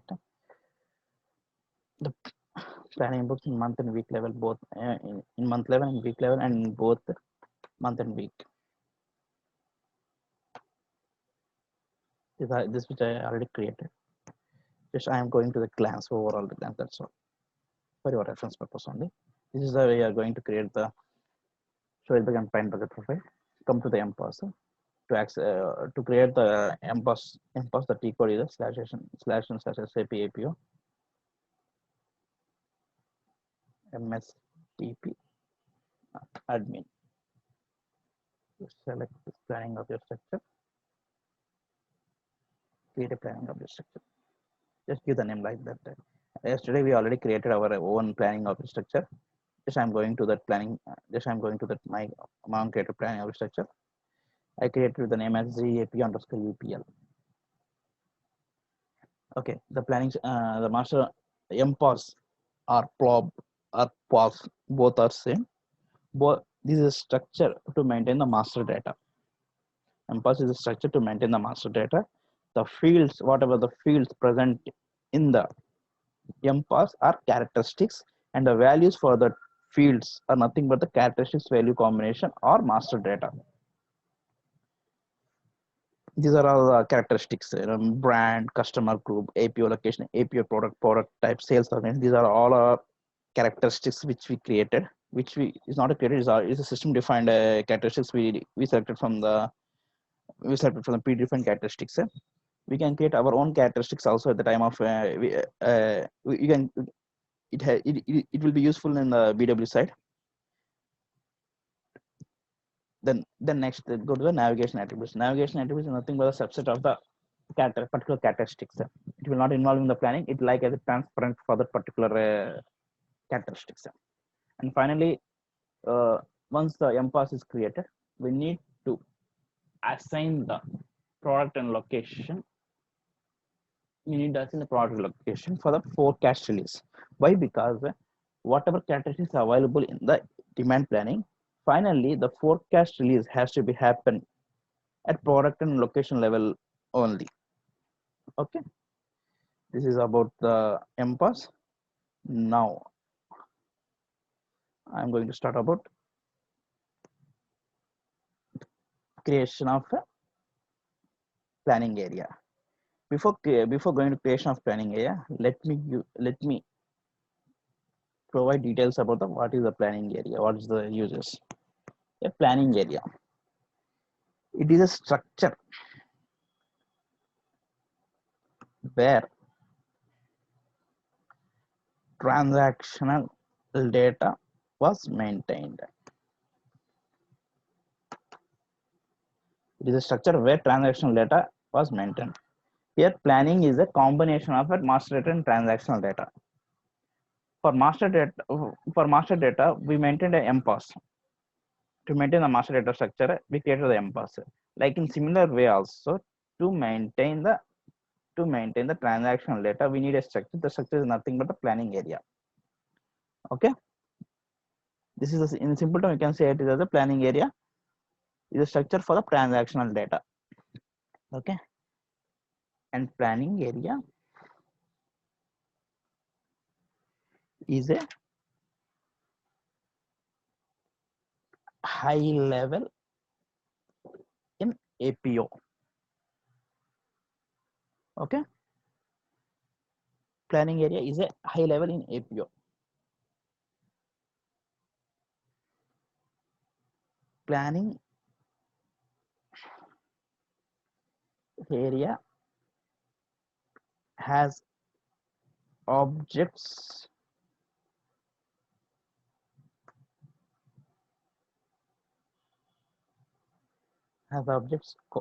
called key figure.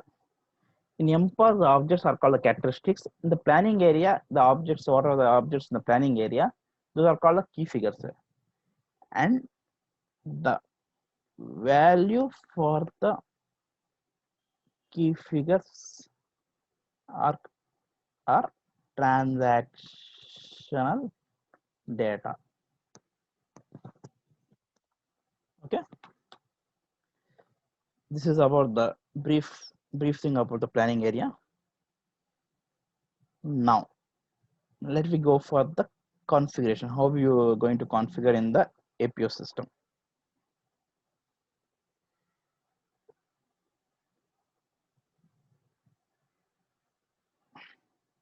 Okay. The path to create the planning area is the same path where we created the MPOS. APO, demand planning, planning,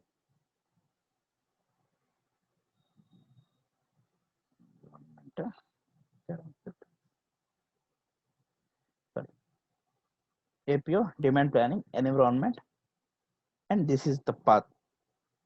The T code is also same. //SAP APO /MSDP_admin. Once we enter into the T code, we have planning area option like this. Plan object structure. If you want to maintain the planning MPOS, you have to select the planning object structure. Or if you want to maintain the planning area, you have to select the planning area. Now I'm going to create. Now I'm using the plan. I would like to maintain the planning area. That's why I'm just selecting this planning area. Just right click, create planning area. Give your name. I'm giving the name as ZAP_UPL. While creating planning area, system asks the master planning object structure mandatorily. Okay. Here I am giving yesterday what I created MPOS. Why? Because planning area is the high level in APO. Under this we can provide our, and this we had to provide the MPOS storage bucket purpose, everything. Yesterday what I created ZAPO is my created MPOS. I am giving this. Here DB connection is a LCA. This means LCA. This means live cat application, which means that it is nothing but a APO database. APO database, which means that whatever data available in APO planning that are all getting to store in one store in LCA. Whatever planning data we maintain in the APO tool that are going to save in the live catch application.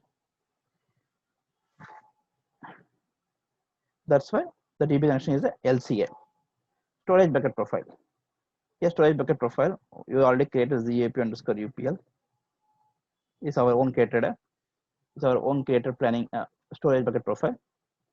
In the storage bucket profile, we can save the data under week and month level. Okay. A statistic currency, if you want to give, we can give, but it's not that much mandatory. Generally, it was a I'm giving it as US dollars. Exchange that is also that is also not mandatory. Unit of measure is a mandatory. Here I'm going to give it as PC. Here, these all details, what master planning object structure we need to maintain, what storage bucket profiles we need to maintain, what is the statistical currency, what is the exchange rate type, what is the unit of measure. These are all details given by the user. Okay. Let me elaborate each and every field.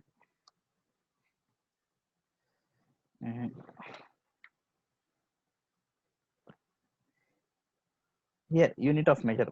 Let me discuss about this unit of measure. This unit of measure, under this unit of measure, data is going to planned. Okay. This is a mandatory field. Under this unit of measure, planning is data is going to plan. Generally, we have unit of measures terms as a PCs, each, grams, inches, like that. These are all data given by the user. Okay. I'm just proceeding. Okay. The status is in here. The status is shown as a red. Once we activate this planning area, it turns into the green. Okay. Let me discuss this each and every topic, every field here. DB connections LCA, what we did, which we discussed. Storage bucket profile, UPL, ZAP UPL, which we created. Unit of measure PC, status and USD. Do not propagate fixing information. These are all things I will going to cover in the next session, in the coming sessions. Come to the next. See, if you see here, master planning object structure is also get defined here. If you double click here, it directly goes into your MPOS. Okay. Due to this APO, due to this planning area is a high level in APO. Under the planning area, we need to maintain MPOS storage bucket profile, which we created previously. Okay. The next, key figures. Key figures are the objects are maintained in the planning area, like characteristics we maintain in the MPOS. In the similar way, here we are going to create a key figure. Okay. Most of the projects we use the standard key figures, SAP recommended key figures. Let me get these key figures. What are key figures we use?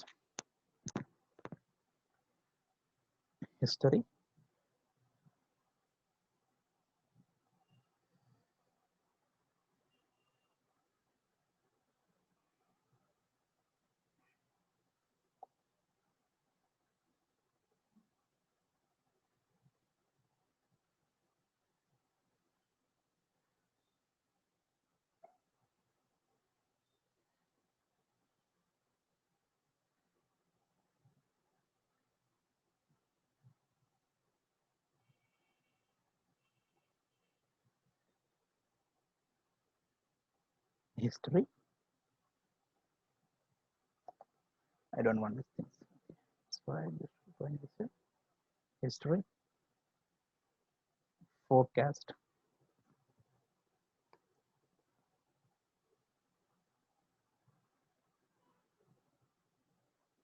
forecast, 9 IVF CST.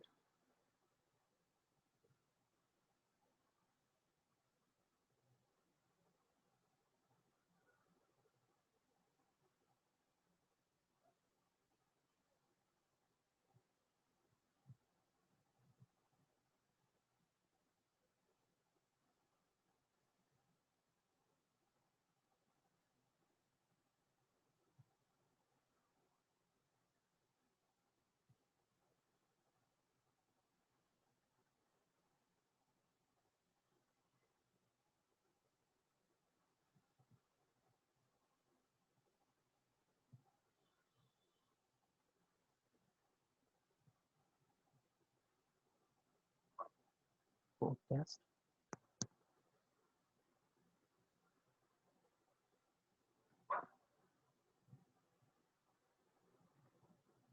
Promotion.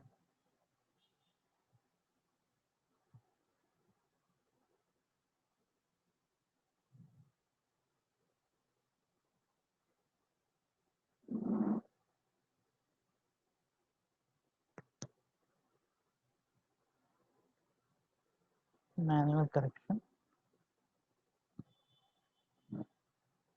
I'm sorry. It's better to go initial while we find any key figure. It's better to go in the initial step. Then we get the all details. Manual correction. Manual.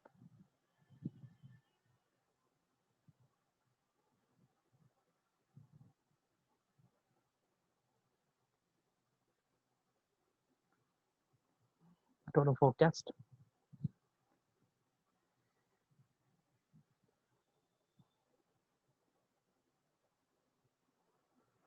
And sales orders. Let me derive all this. Why I choose these only among all of them. Why we choose this? I will discuss about this. Sales org. Let me finish this. Then I will sales orders.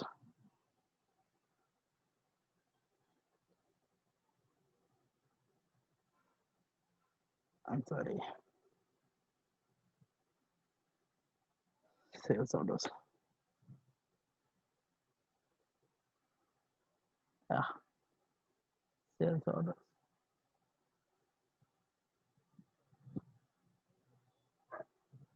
Sales orders. Sales orders. Oh, no issues.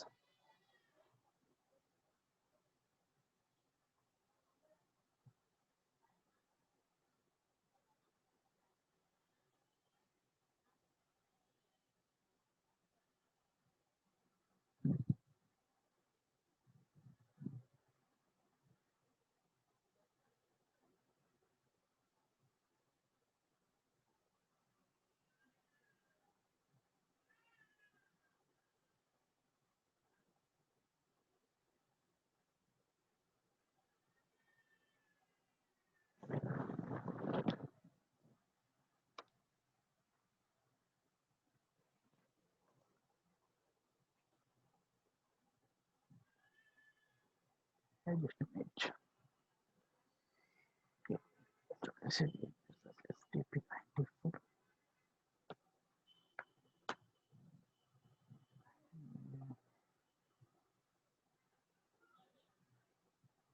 Yeah. Sales orders. Oh.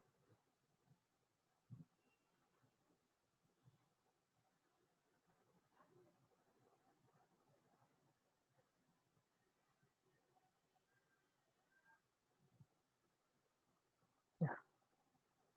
980 MVP1. Okay, fine.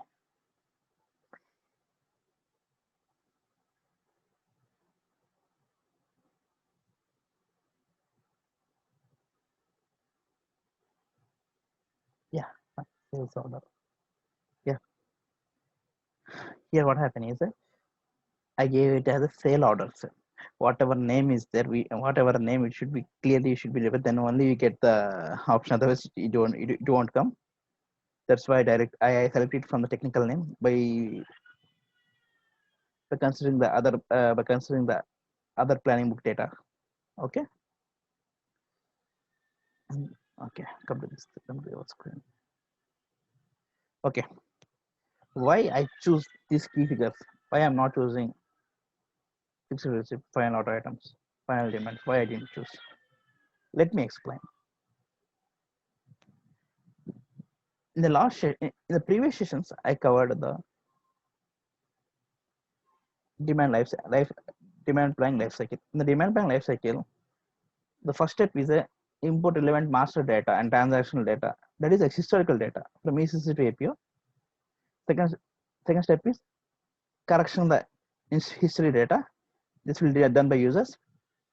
The next is generating the forecast. Next, plan promotions. Next thing, manual correction will happen at the time of consensus meeting. Then final forecast is released to SNP or ECC. Like that in similar manner. Okay. History. Analysis key figure. I am getting data, master data. I am getting transactional data from ECC to APO. That is first step of the demand planning life cycle. Second one,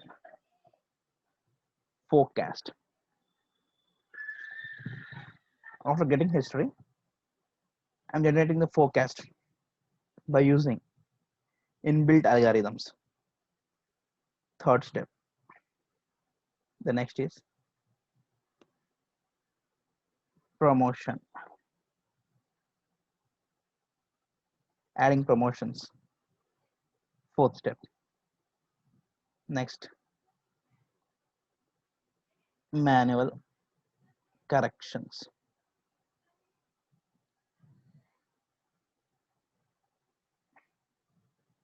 Fifth, this is the step where we have the consensus meeting. In the consensus meeting, corrections will happen. Finally, total forecast.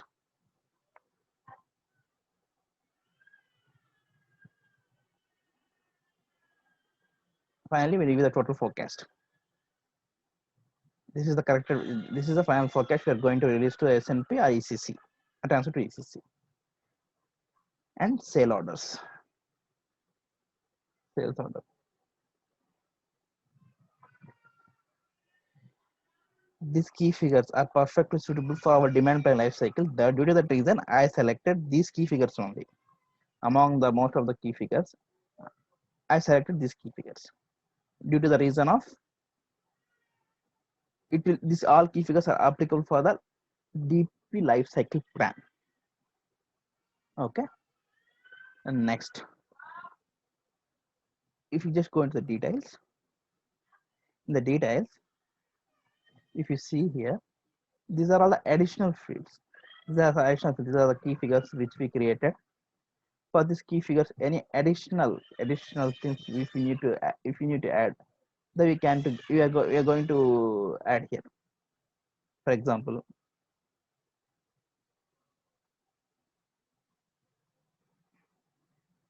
in the key figures, in the key figure fields, if you want to maintain any decimal place, that means that values, if you want any in the values, if you want any decimal values, if you need, we can make it how many decimal places we want, 1 2 3 maximum number of, we can do it.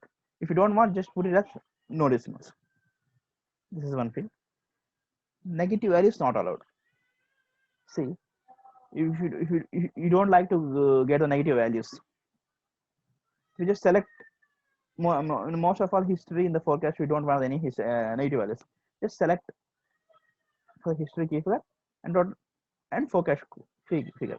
You don't want any negative values. Just select. Okay. The next is zero allowed. See, if the value, if for any key figures the values are not there, normally it will be filled by blank. That means no value will be there. If no values will be there, then normally it will be blank. If you put it as zero allowed in the place in place of blank, you can select here. Why we are using this zero allowed means, see, if it is zero, then user can understand that okay, this is zero value, that the term is zero. If it is a blank, that user will think okay, it is free to add any values manually. To avoid that confusion, we can use this field zero allowed. Okay. Then next, livecast time series. Livecast time series, let me elaborate this one. In the APO, especially in APO DP,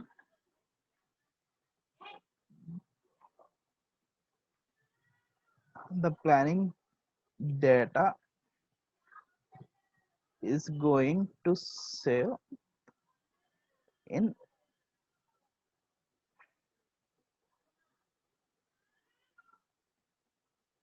live cat as a time series. Okay, the planning data is going to save in a live cat as a similarly in SNP,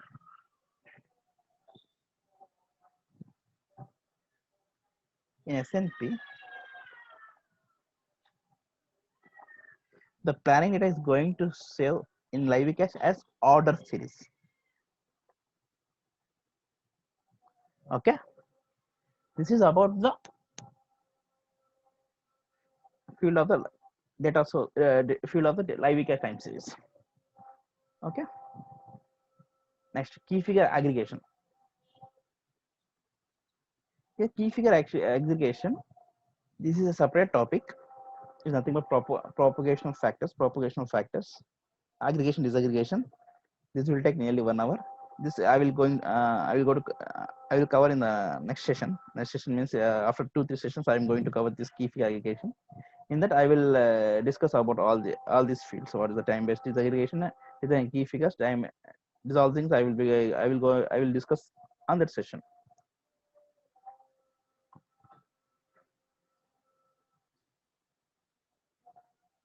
Locking logic. Let me show a small example for this thing. //cp/stp94. I'm using state forecast monthly. I'm just using the user festival. Okay, here I'm going to enter the values. Here I'm going to make any changes. In the meantime, some other users access the same planning book.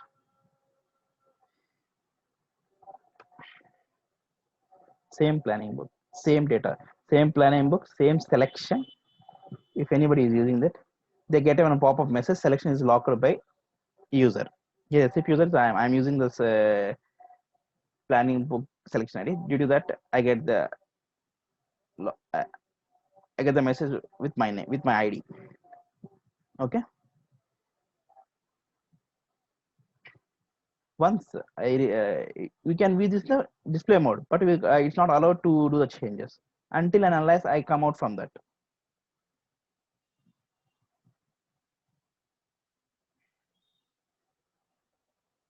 Unless I come out from it, it will not allow to access.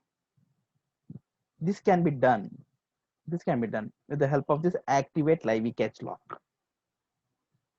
Okay, yeah, I'm going to save my.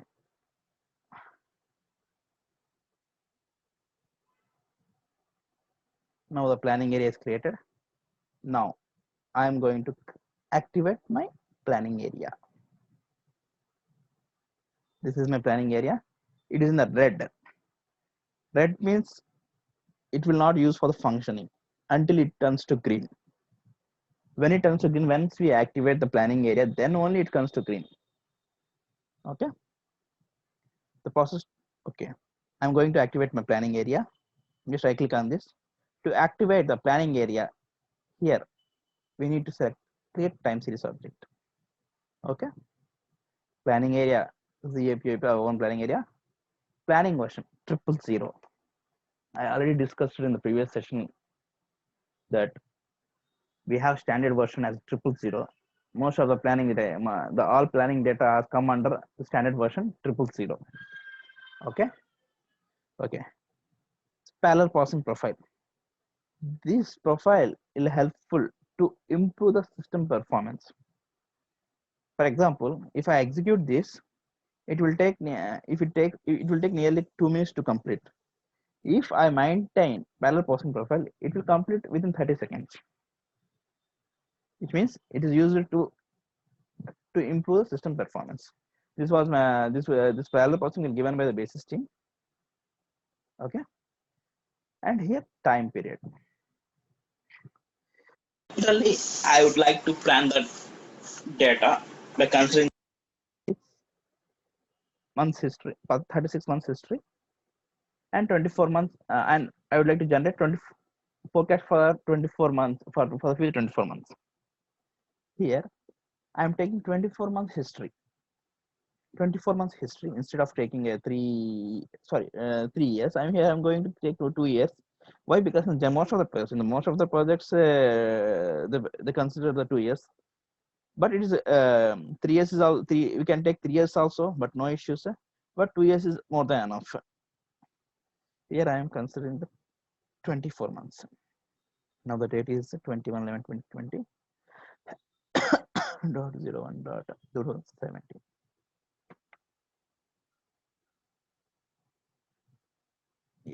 Okay. And date is 31.12.2022.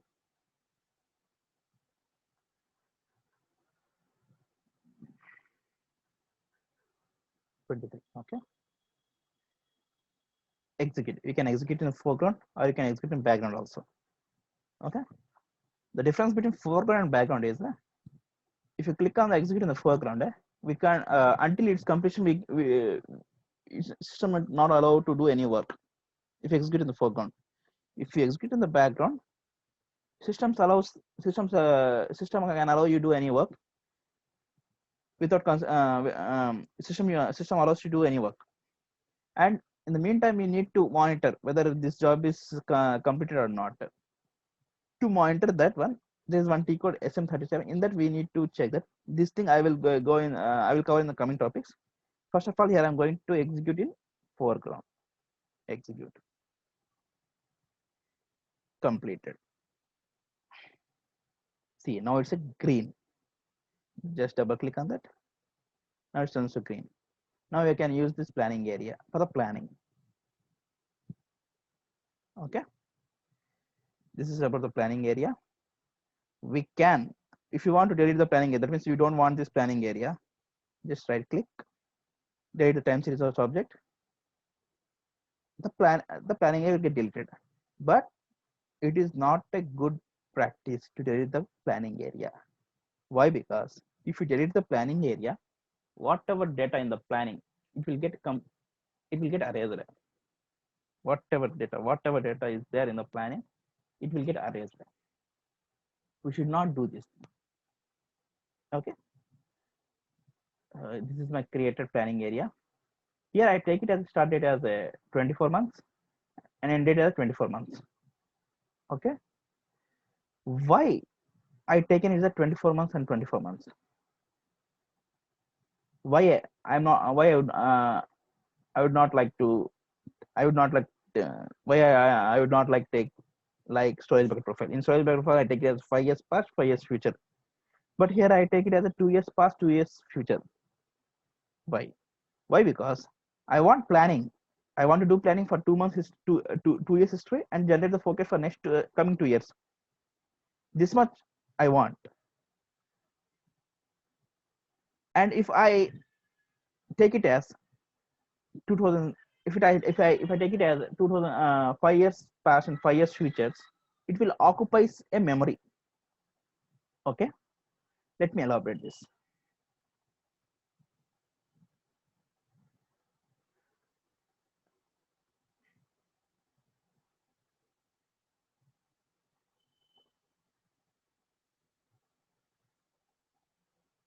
Consider this is a live catch. This is a live catch.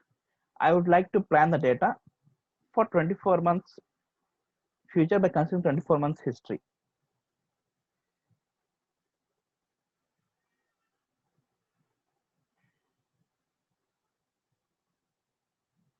Live catch application. This is a live catch application. This is my planning data. This is my planning data. 22 years history.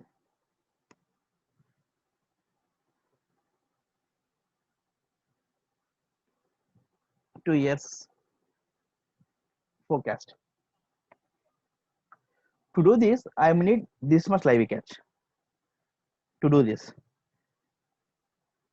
But for storage bucket profile, I take it as a 5. Let me take some other symbol profile.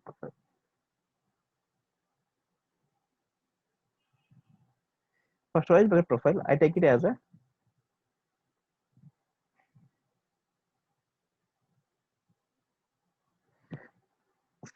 5s past, 5s future. See, this, the planning area, whatever data I selected, it will occupies the memory. It will occupies the memory. That means it, the live cache data memory will get increased. Sorry, it occupies the live cache data memory. It means that I selected here as a 24 months past, 24 months future in the planning area. That much live cache memory get occupied by the planning area. That I want that much data. I don't want beyond it. I don't want do the planning. Due to the live cache is a costly database, system occupies whatever period we requested in the planning area. That much memory will get occupied in the live cache. This storage bucket profile will not occupy the memory. It will create a space. It creates only space. Storage bucket profile it creates a place only. It creates space only. It's not going to occupy the memory. It will not create a problem. This planning area, whatever in the planning area, whatever periods we maintain, that much period data space will get occupied in the live cache. Okay.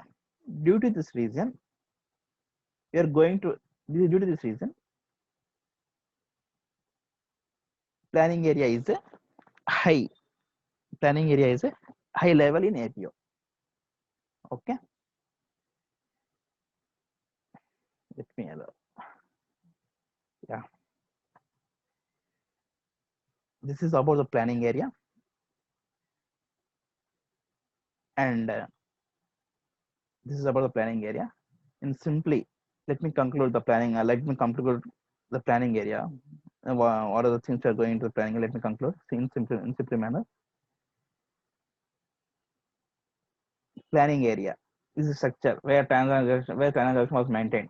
Planning area is a high level in APO. Planning area has objects called key figures, and the values for the key figures are transactional data. This is the transactional data.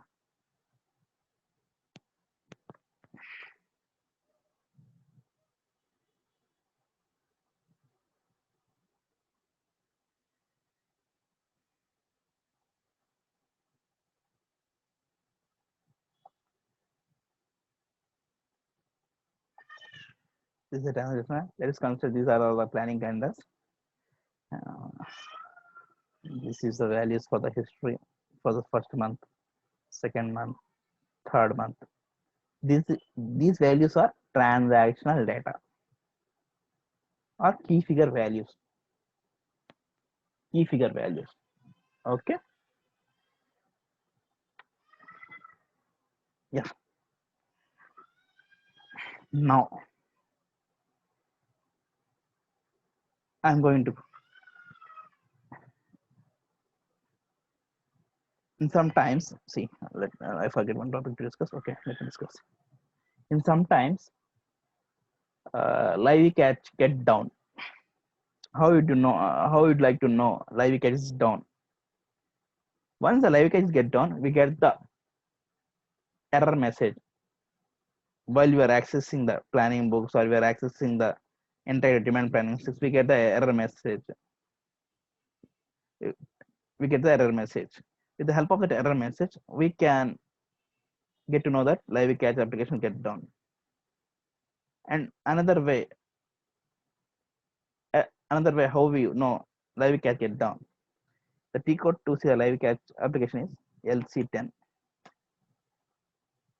Name of the database connection LCA live cache monitoring with DBA cockpit. Okay. If here the operation state is green, which means that live cache is active, no issues, the system is running fine. no issues. If it turns red, if it is turned red, then it means that live catch gets stopped. Live catch is stopped. At that time, we should not do anything. We directly contact to the. We need to contact to the basis team. They are the owner for this thing, and it's a critical issue. This is one is a critical issue, but it's not our responsibility. But we had to be here. We had to be there, and we had to route this to basis team, and we had to communicate the basis team until it will get up. Okay, this is about the live catch. Yeah, now this is about the planning around live catch. Now I'm going to cover. Sorry, I'm going to start. Another topic is planning, define and design planning book. I covered storage and planning bucket profile created, MPOS and planning area created. Now I'm going to start define and design planning book.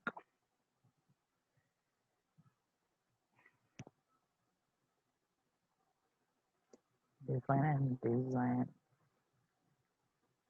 planning book and data view. Okay, why we are going to design this planning book and data view? Why? What's the use of designing this planning book and data view? Why you are why means, see, finally whatever made the configuration, finally users, developers, and everybody see the all outcomes in single screen. It is nothing but an entire demand planning screen.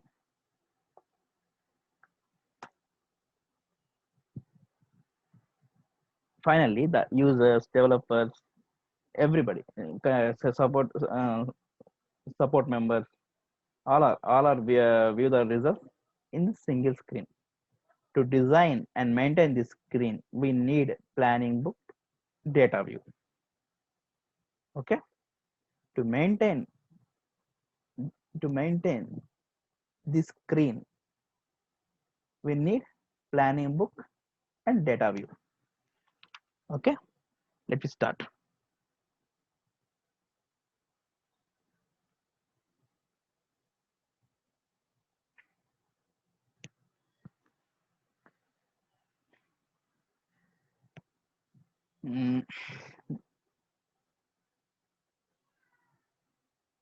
Okay, let me start with the configuration, then I will tell one by one detailing. Okay, the path to create the planning book is APO, demand planning, environment, current settings, and this is the path.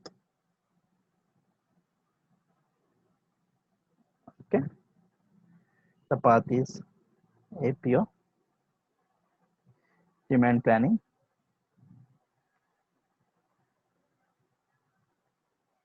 environment,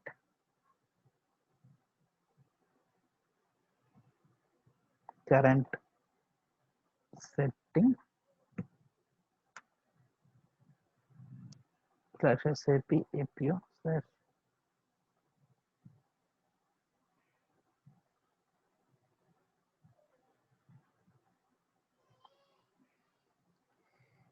SDP IP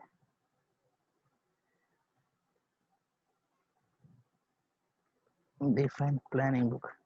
This is the path, and T code is this one / SDP SDP. Sorry, I'm sorry, SDP 8P. 8P. Okay. Okay. Here I'm giving the name as a ZAPO APO U plus month. This data view I will cover later. In this session only I will cover later. First of all, we'll go about the planning book. Planning book, create, give the description.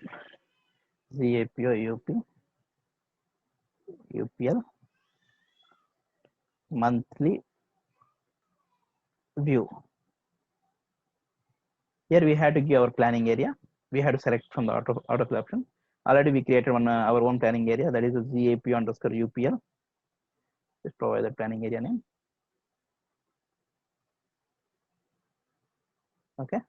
These fields: supply network planning, capacity planning, transportation deployment. This all are I will cover at the time of supply network planning discussion. And this manual proportional maintenance also I will cover in this DP itself one I will cover at the time of life cycle planning. The time of life cycle planning I will cover this option. Enable all this. Why you are going to enable all this? Let me show you.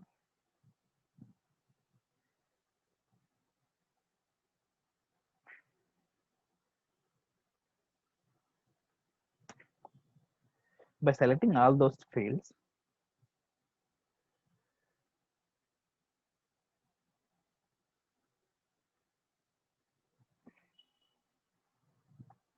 by selecting all these fields: promotion, URI variant, multi, MLR, composite. These are all of the fields where we can generate the forecast directly directly in the foreground with the help of these fields. See, univariant forecast, multilinear forecast. These are all the fields will get enabled once if you select that fields in the planning while creating planning book. In foreground also we can generate the forecast directly. In background and in foreground can generate the we can generate the forecast, but most of the mostly we generate in the background. For sometimes on the user demand basis we generate the forecast foreground. Okay, this is the use of these things. Continue. Okay, here I am going to give the key figures. This is the key figures available in my planning area. I just drag and drop this.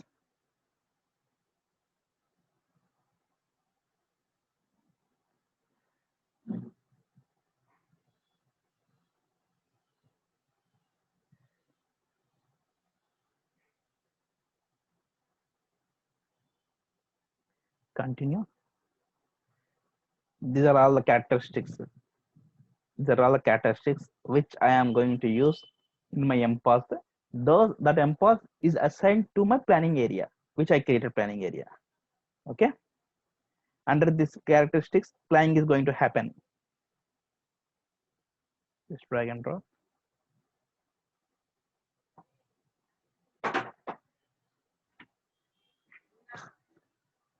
Just drag and drop all these characteristics.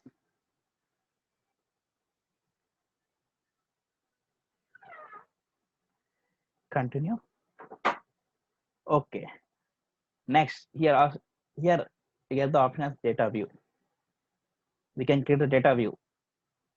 The time that with the help of the T code //SAP SGPAB, or the time of planning book creation also we can create the data view. Okay. Here I am going to give name as a UPL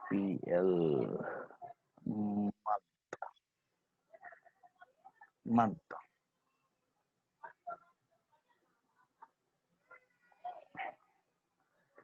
Monthly view. Why? Before creating this planning book, let me explain a small example. Okay, sorry. See,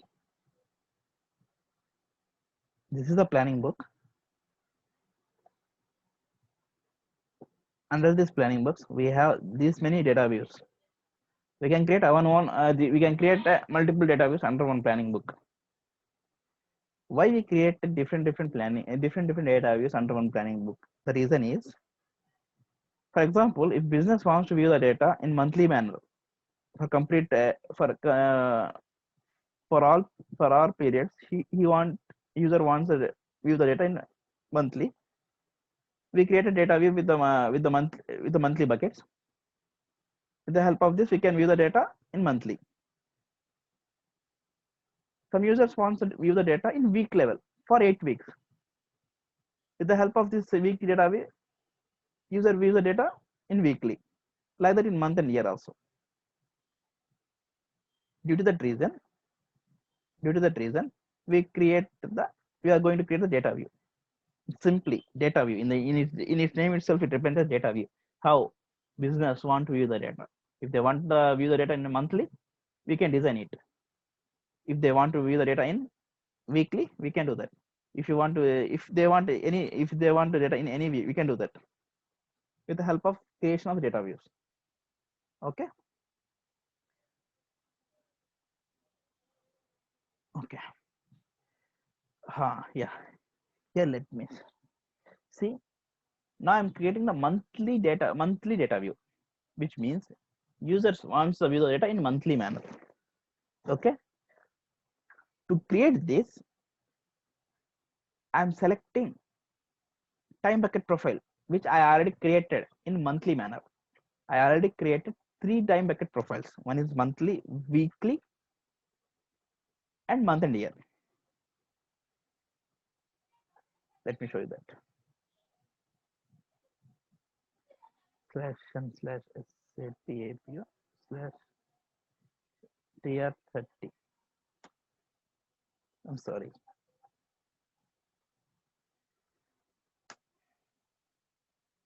See, this is the monthly bucket I created for 24 months.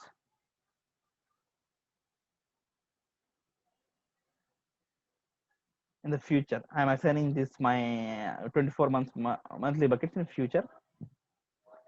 We need to select it from the autofill option. This is my created monthly bucket. In the future, that means in the future for future forecast values, I'm going to see in the monthly view. In the same way, TBO profile past. In the past also, I want to view the data in monthly. Here also, I'm going to assign this same time bucket profile. Why? Because user want to view the data in history, data monthly. Most of the history data, in all cases, history I can be viewing the monthly itself only. That's why we generally prefer it as a monthly. Okay. Just click enter. Then here visible one thing, input is one thing. Here visible means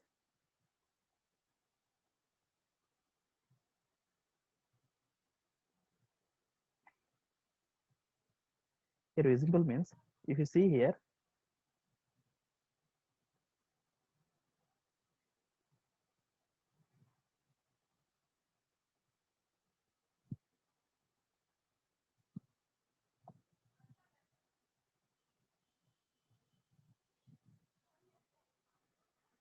okay, if you see here, the month is started from the 2018 November 2018. I don't like to maintain data for past 2 months. The way, because it's going to end for 11th 2018 to for 12th month 2018. I don't want to maintain data. I would like to maintain data from the 2019 onwards.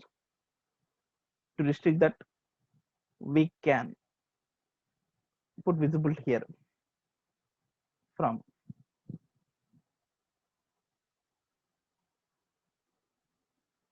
like that. We can do that. And input also, I want to add the inputs from past. We can do that. Here we get the this dates according to your time bucket profiles. Here we select the time bucket profiles 24 months. That's why it shows from that 2018 onwards. Okay, that is the thing here. This is for applicable only for past periods. Table one is nothing but name of this planning book. Okay, name of this view. Here I maintain it as ZAPO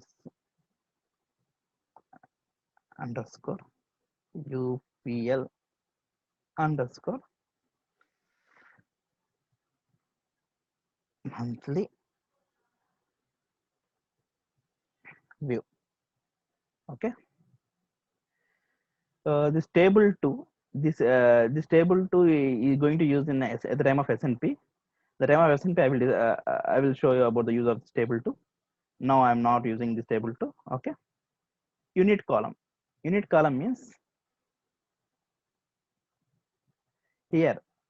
Do you want this field or not? Okay. If you don't want this field, simply select it as not visible, not ready for input. Not ready for input means you can't change any values here. Like that. Normally, unit column will be visible to all users, to all developers. Just continue.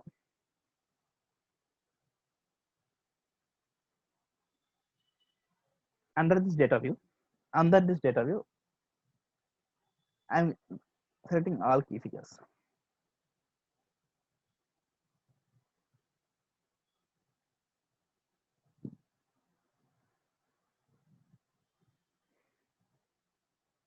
Let me discuss one small concept here. See,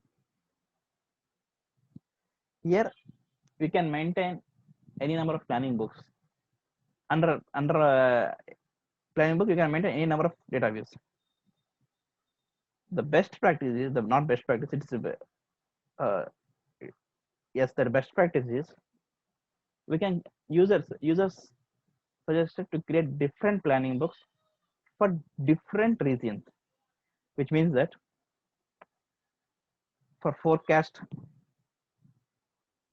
let me mark this as some color.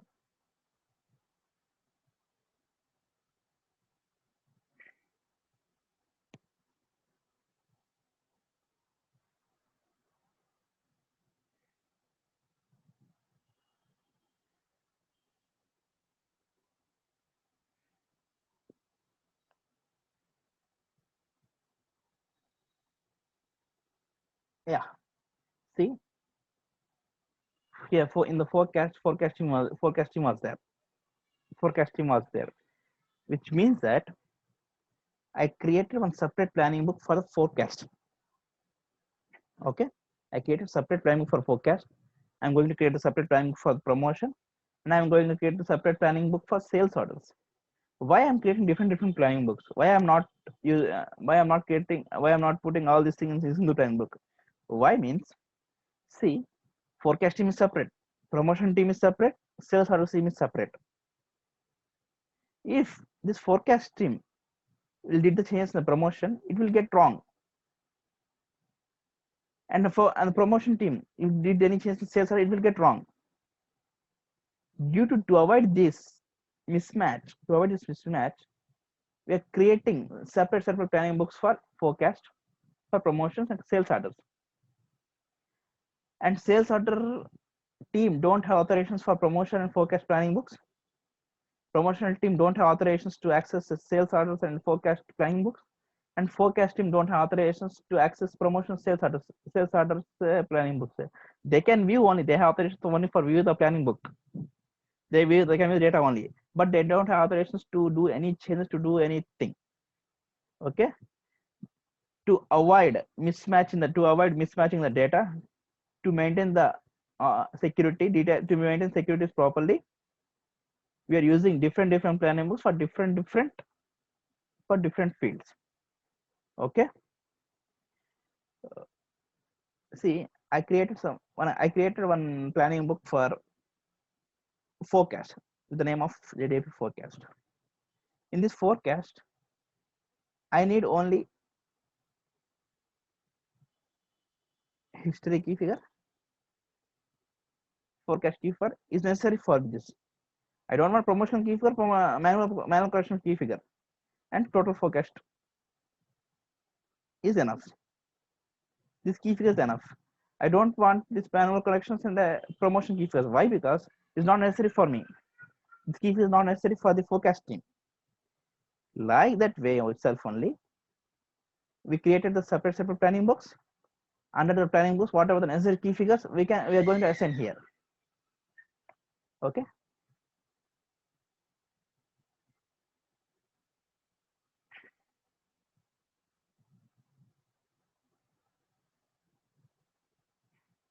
Okay. For example, for history, let me say, okay, promotion. ZAPO. I created one separate planning book for promotion. So promotion, whatever data is needed, forecast is needed, promotion key figure is needed, total forecast is needed. That is enough. They don't take care about these history values and sales orders values. They don't need they don't need. They only do the promotions for the forecast value. They only do the add the promotions for only for forecast values. Like that, we can different planning books for the different fields. Too. Okay. This is the flexibility we have by creating different planning books.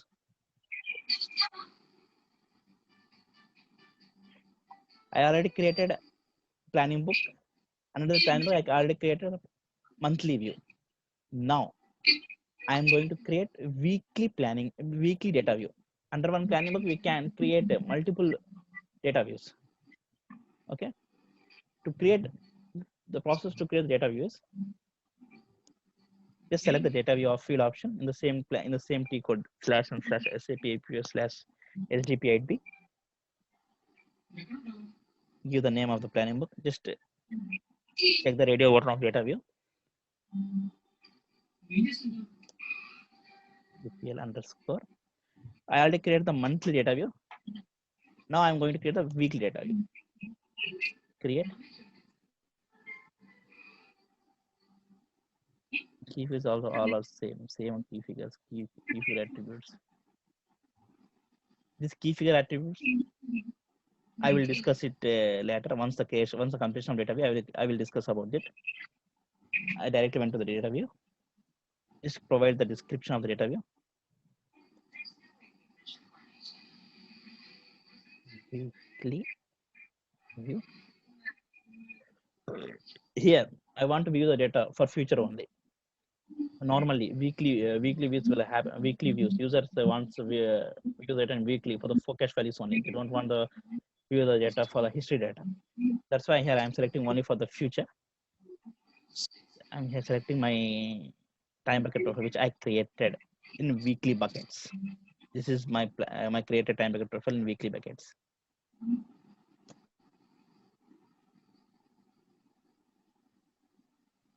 Okay. This is not necessary at the time of creation of planning book only. We need this table one. This is not necessary thing.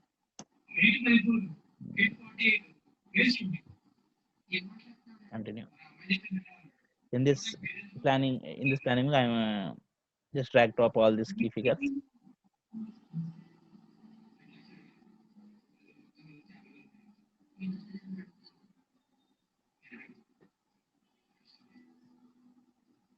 And one more thing is we can change the order of the key figure at the time of data view creation only. See, first of all, history has to come in the top order. Next, forecast. Next, promotions. Next, manual corrections. Total forecast, sales order. This is the order. At the time of creation of planning book, we can't change the order. The time of creation of a data view only, we can change the order with our reference. Complete. Yes. But we forget to change the order for the monthly. Now I'm going to change for the monthly. Let's come back.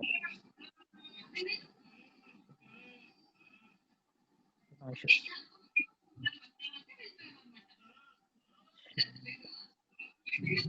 Data view, view. Okay. Here key figures.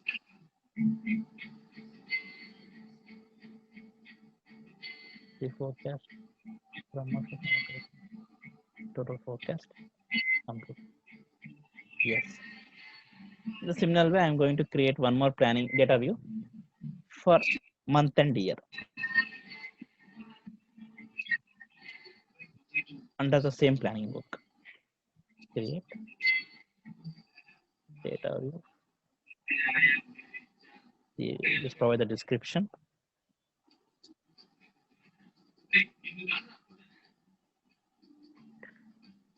In the month and year also, I am providing the future values only.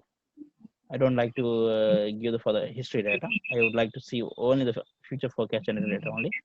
Here I am selecting this month and week. Enter. Continue. Just select the key figures. Just drag and drop the key figures.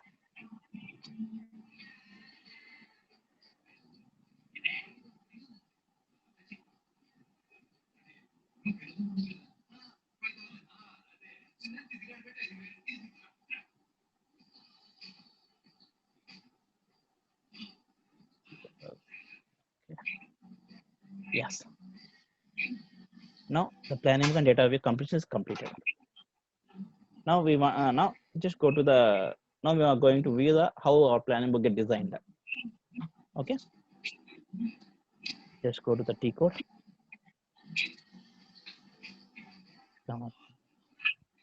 Just go to the T code to view the screen / SAP APO / SDP 94. Which planning book I created? This one. This is I created my created planning book. Okay, and this is the data views which I created. Just select this planning book, double click on it. It will provide the all details, whatever the planning area, what is the MPOS, and what are the storage buckets are assigned to this particular planning book. Here, the planning area is ZAP UPL. Master planning object structure, ZAP UPL. Under this master planning object, what are the characteristics we used? Brand, customer, location, product group type, sales, which we assign at the time of creation of MPOS. Key figures, which key figures we assign for this planning area? Forecast, sales orders, manual correction. These are all those things. And this is our time bucket profile. You double click on that. Yes. Just select this data view.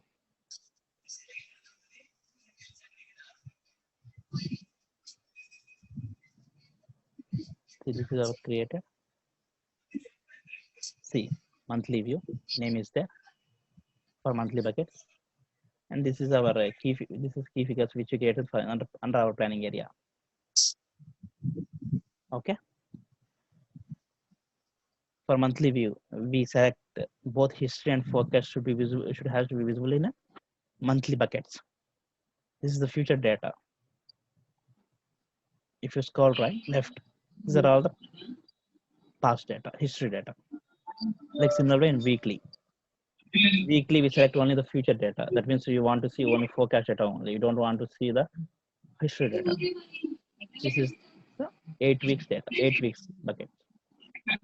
Similarly, for month and combination of month and week. For first 2 months, it shows as a weekly. After that, the remaining buckets are in a monthly. Okay. Let me discuss about the key figure attributes, one of the field which we missed previously.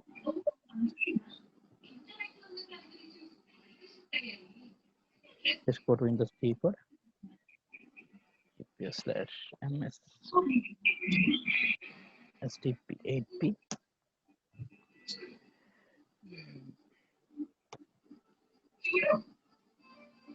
Change. Sorry. I'm sorry. I'm selecting the triangle. Okay. Here key figure attributes is there. Here key figure in the there are 2 uses of this key figure attributes.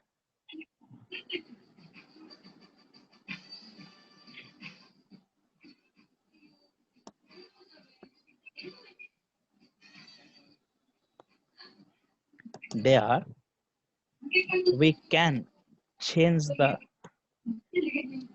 description, not name, description of the key figure. For example,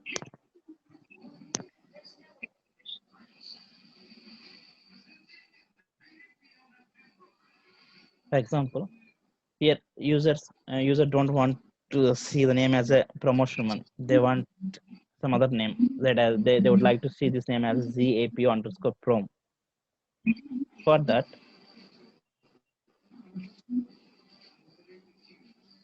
with the help of key figure attribute, we can change the description of that key figure. The process is just select this promotion key figure. User want this want to see the description as not promotion one. They want to the description as a ZAPO underscore prom.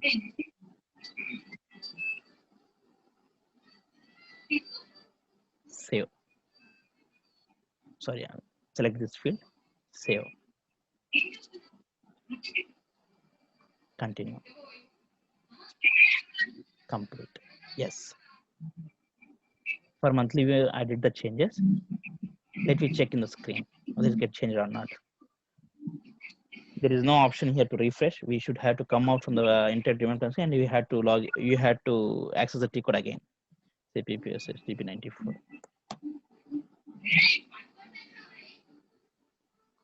For monthly data view, I did the changes. See, previously it was a promotion prom one. Now it changed to ZAPO prom with the help of key figure attributes. Another use of key figure attribute is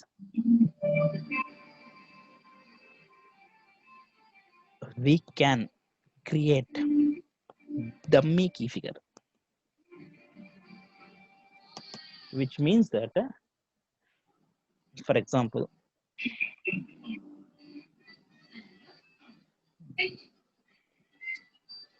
let me select some others.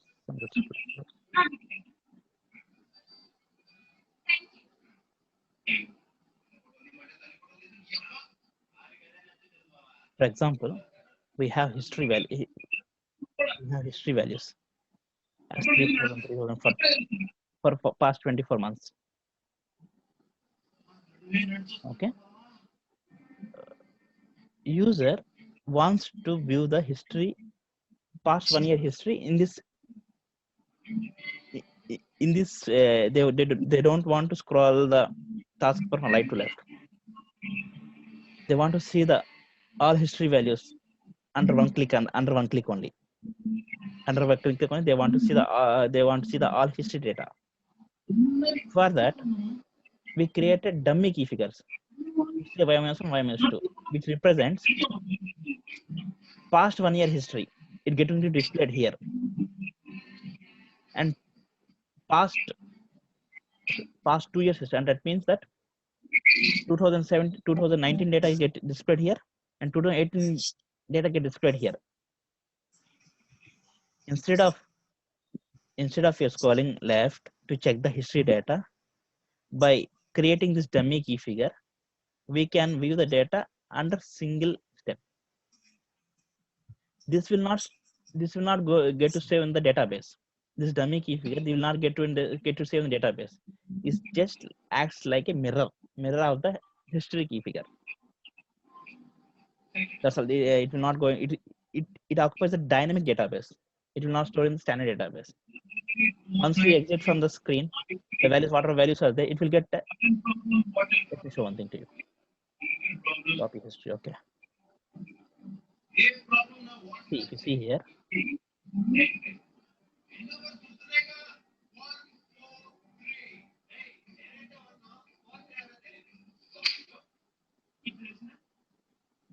the history get copied. That means last 1 year history get copied here. And the past 2 years history gets copied here. If once come out from the screen, the values was not be there.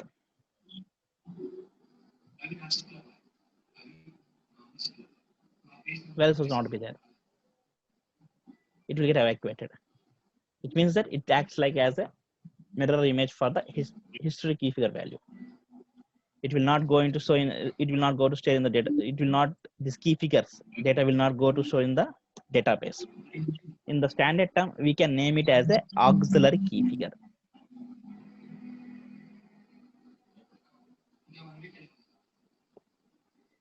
Which is not involved in planning and not gets stored in database.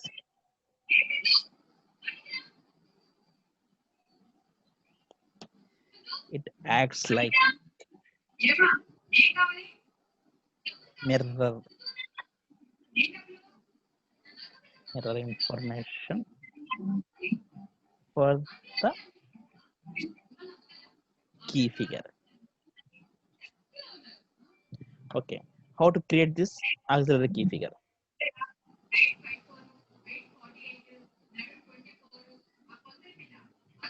Just I'm going to the planning book, change the data view where in this data under this data this is a planning book, and under this data view, under the monthly data view, I would like to create this auxiliary key figure. Key figure attributes. Just delete this thing and name it as history y-1.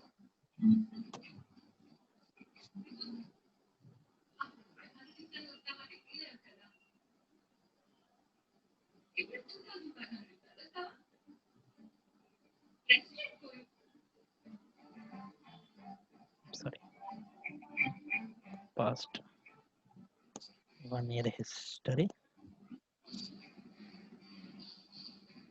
unit of measure, but same unit of measure which we maintained the time of application of planning area. Save settings. y-2 past second year, past second year history.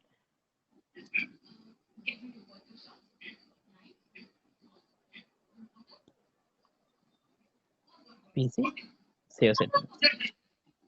Continue. Complete. Yes. Yes. If the changes get reflected in the inter-domain plan screen, we need to view the changes. We need to refresh the T code again. EPL monthly. I'm sorry. I forget one step to.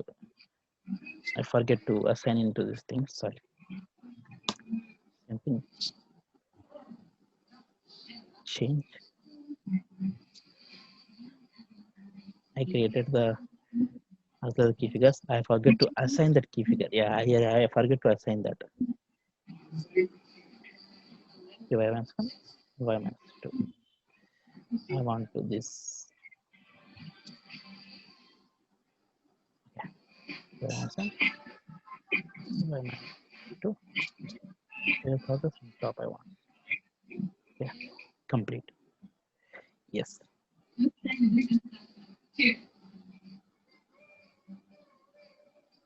Just come out from the T code and load the T code again. SDP94.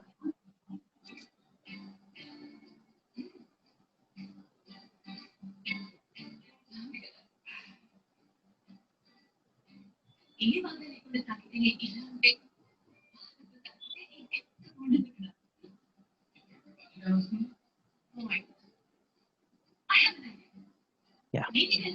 See, past second year history, past first year history. Okay.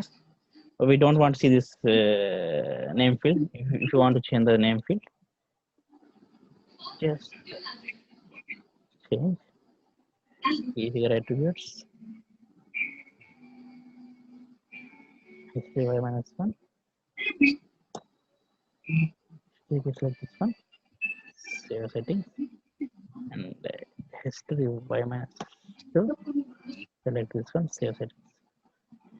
Then continue. Complete. Yes.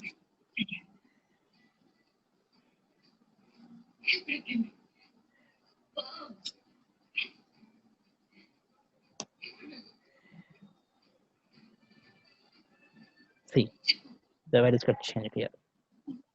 Like that, we can use the key figure attributes. Okay.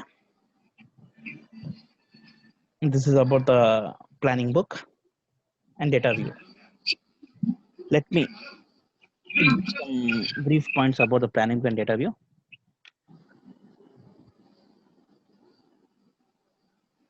Under one planning book, we can create many data views. Planning books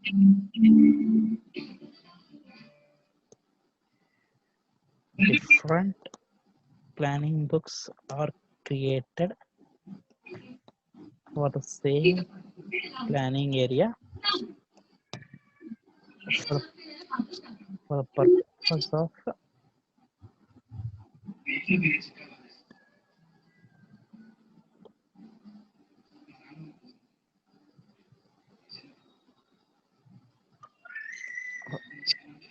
for the purpose of authorization.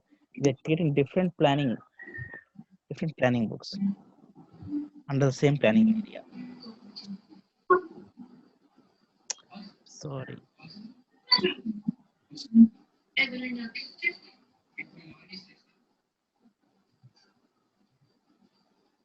We created different planning books for the same planning area for the authorization purpose and to maintain the data securely. And in the most of the projects we have 10 planning books, 11 planning books. In most of projects we have 10, 7, 6 like that only. Under the planning book we can 3 or 5, mostly 5 database we can visible. We can create many database. It's not an impact.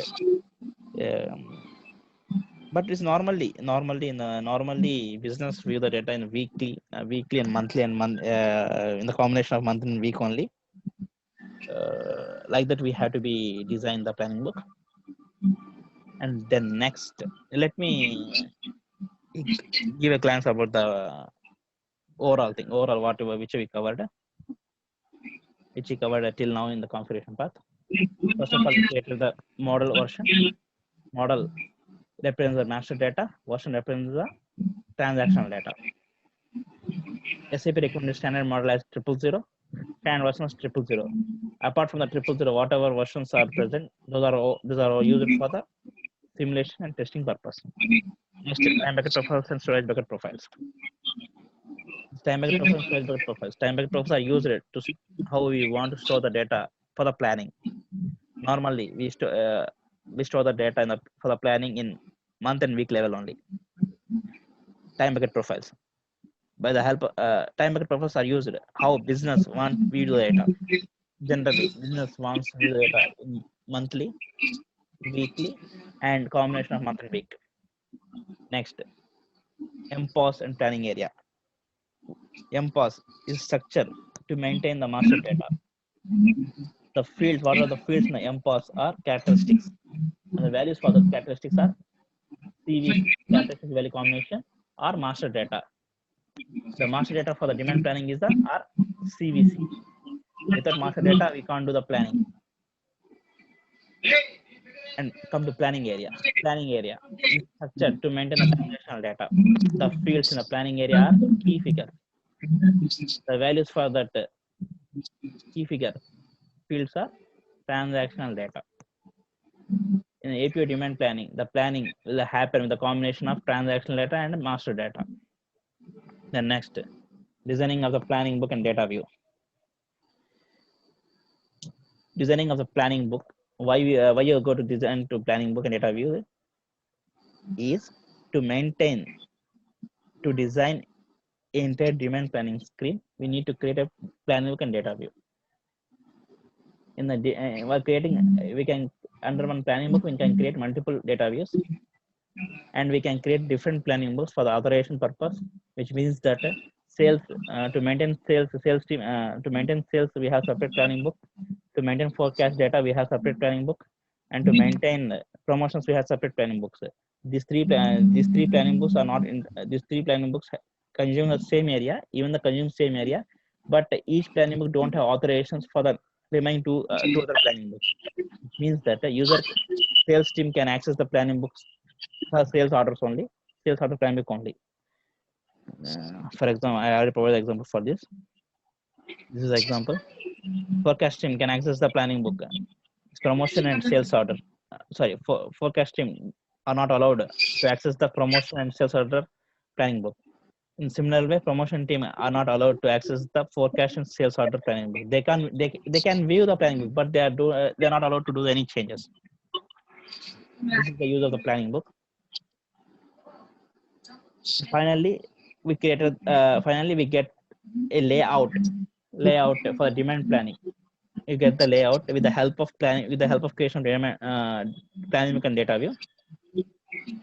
This is nothing but entire demand planning.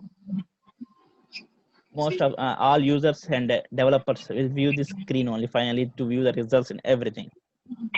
Okay. In coming session, I will discuss about this interactive demand planning screen and fields, whatever fields we have in this demand planning screen. Every selection views, how we select the data, how we get the how we load the data in the entire demand planning screen. In the coming session, I will cover this. Thank you. I'm going to end this session. Thank you.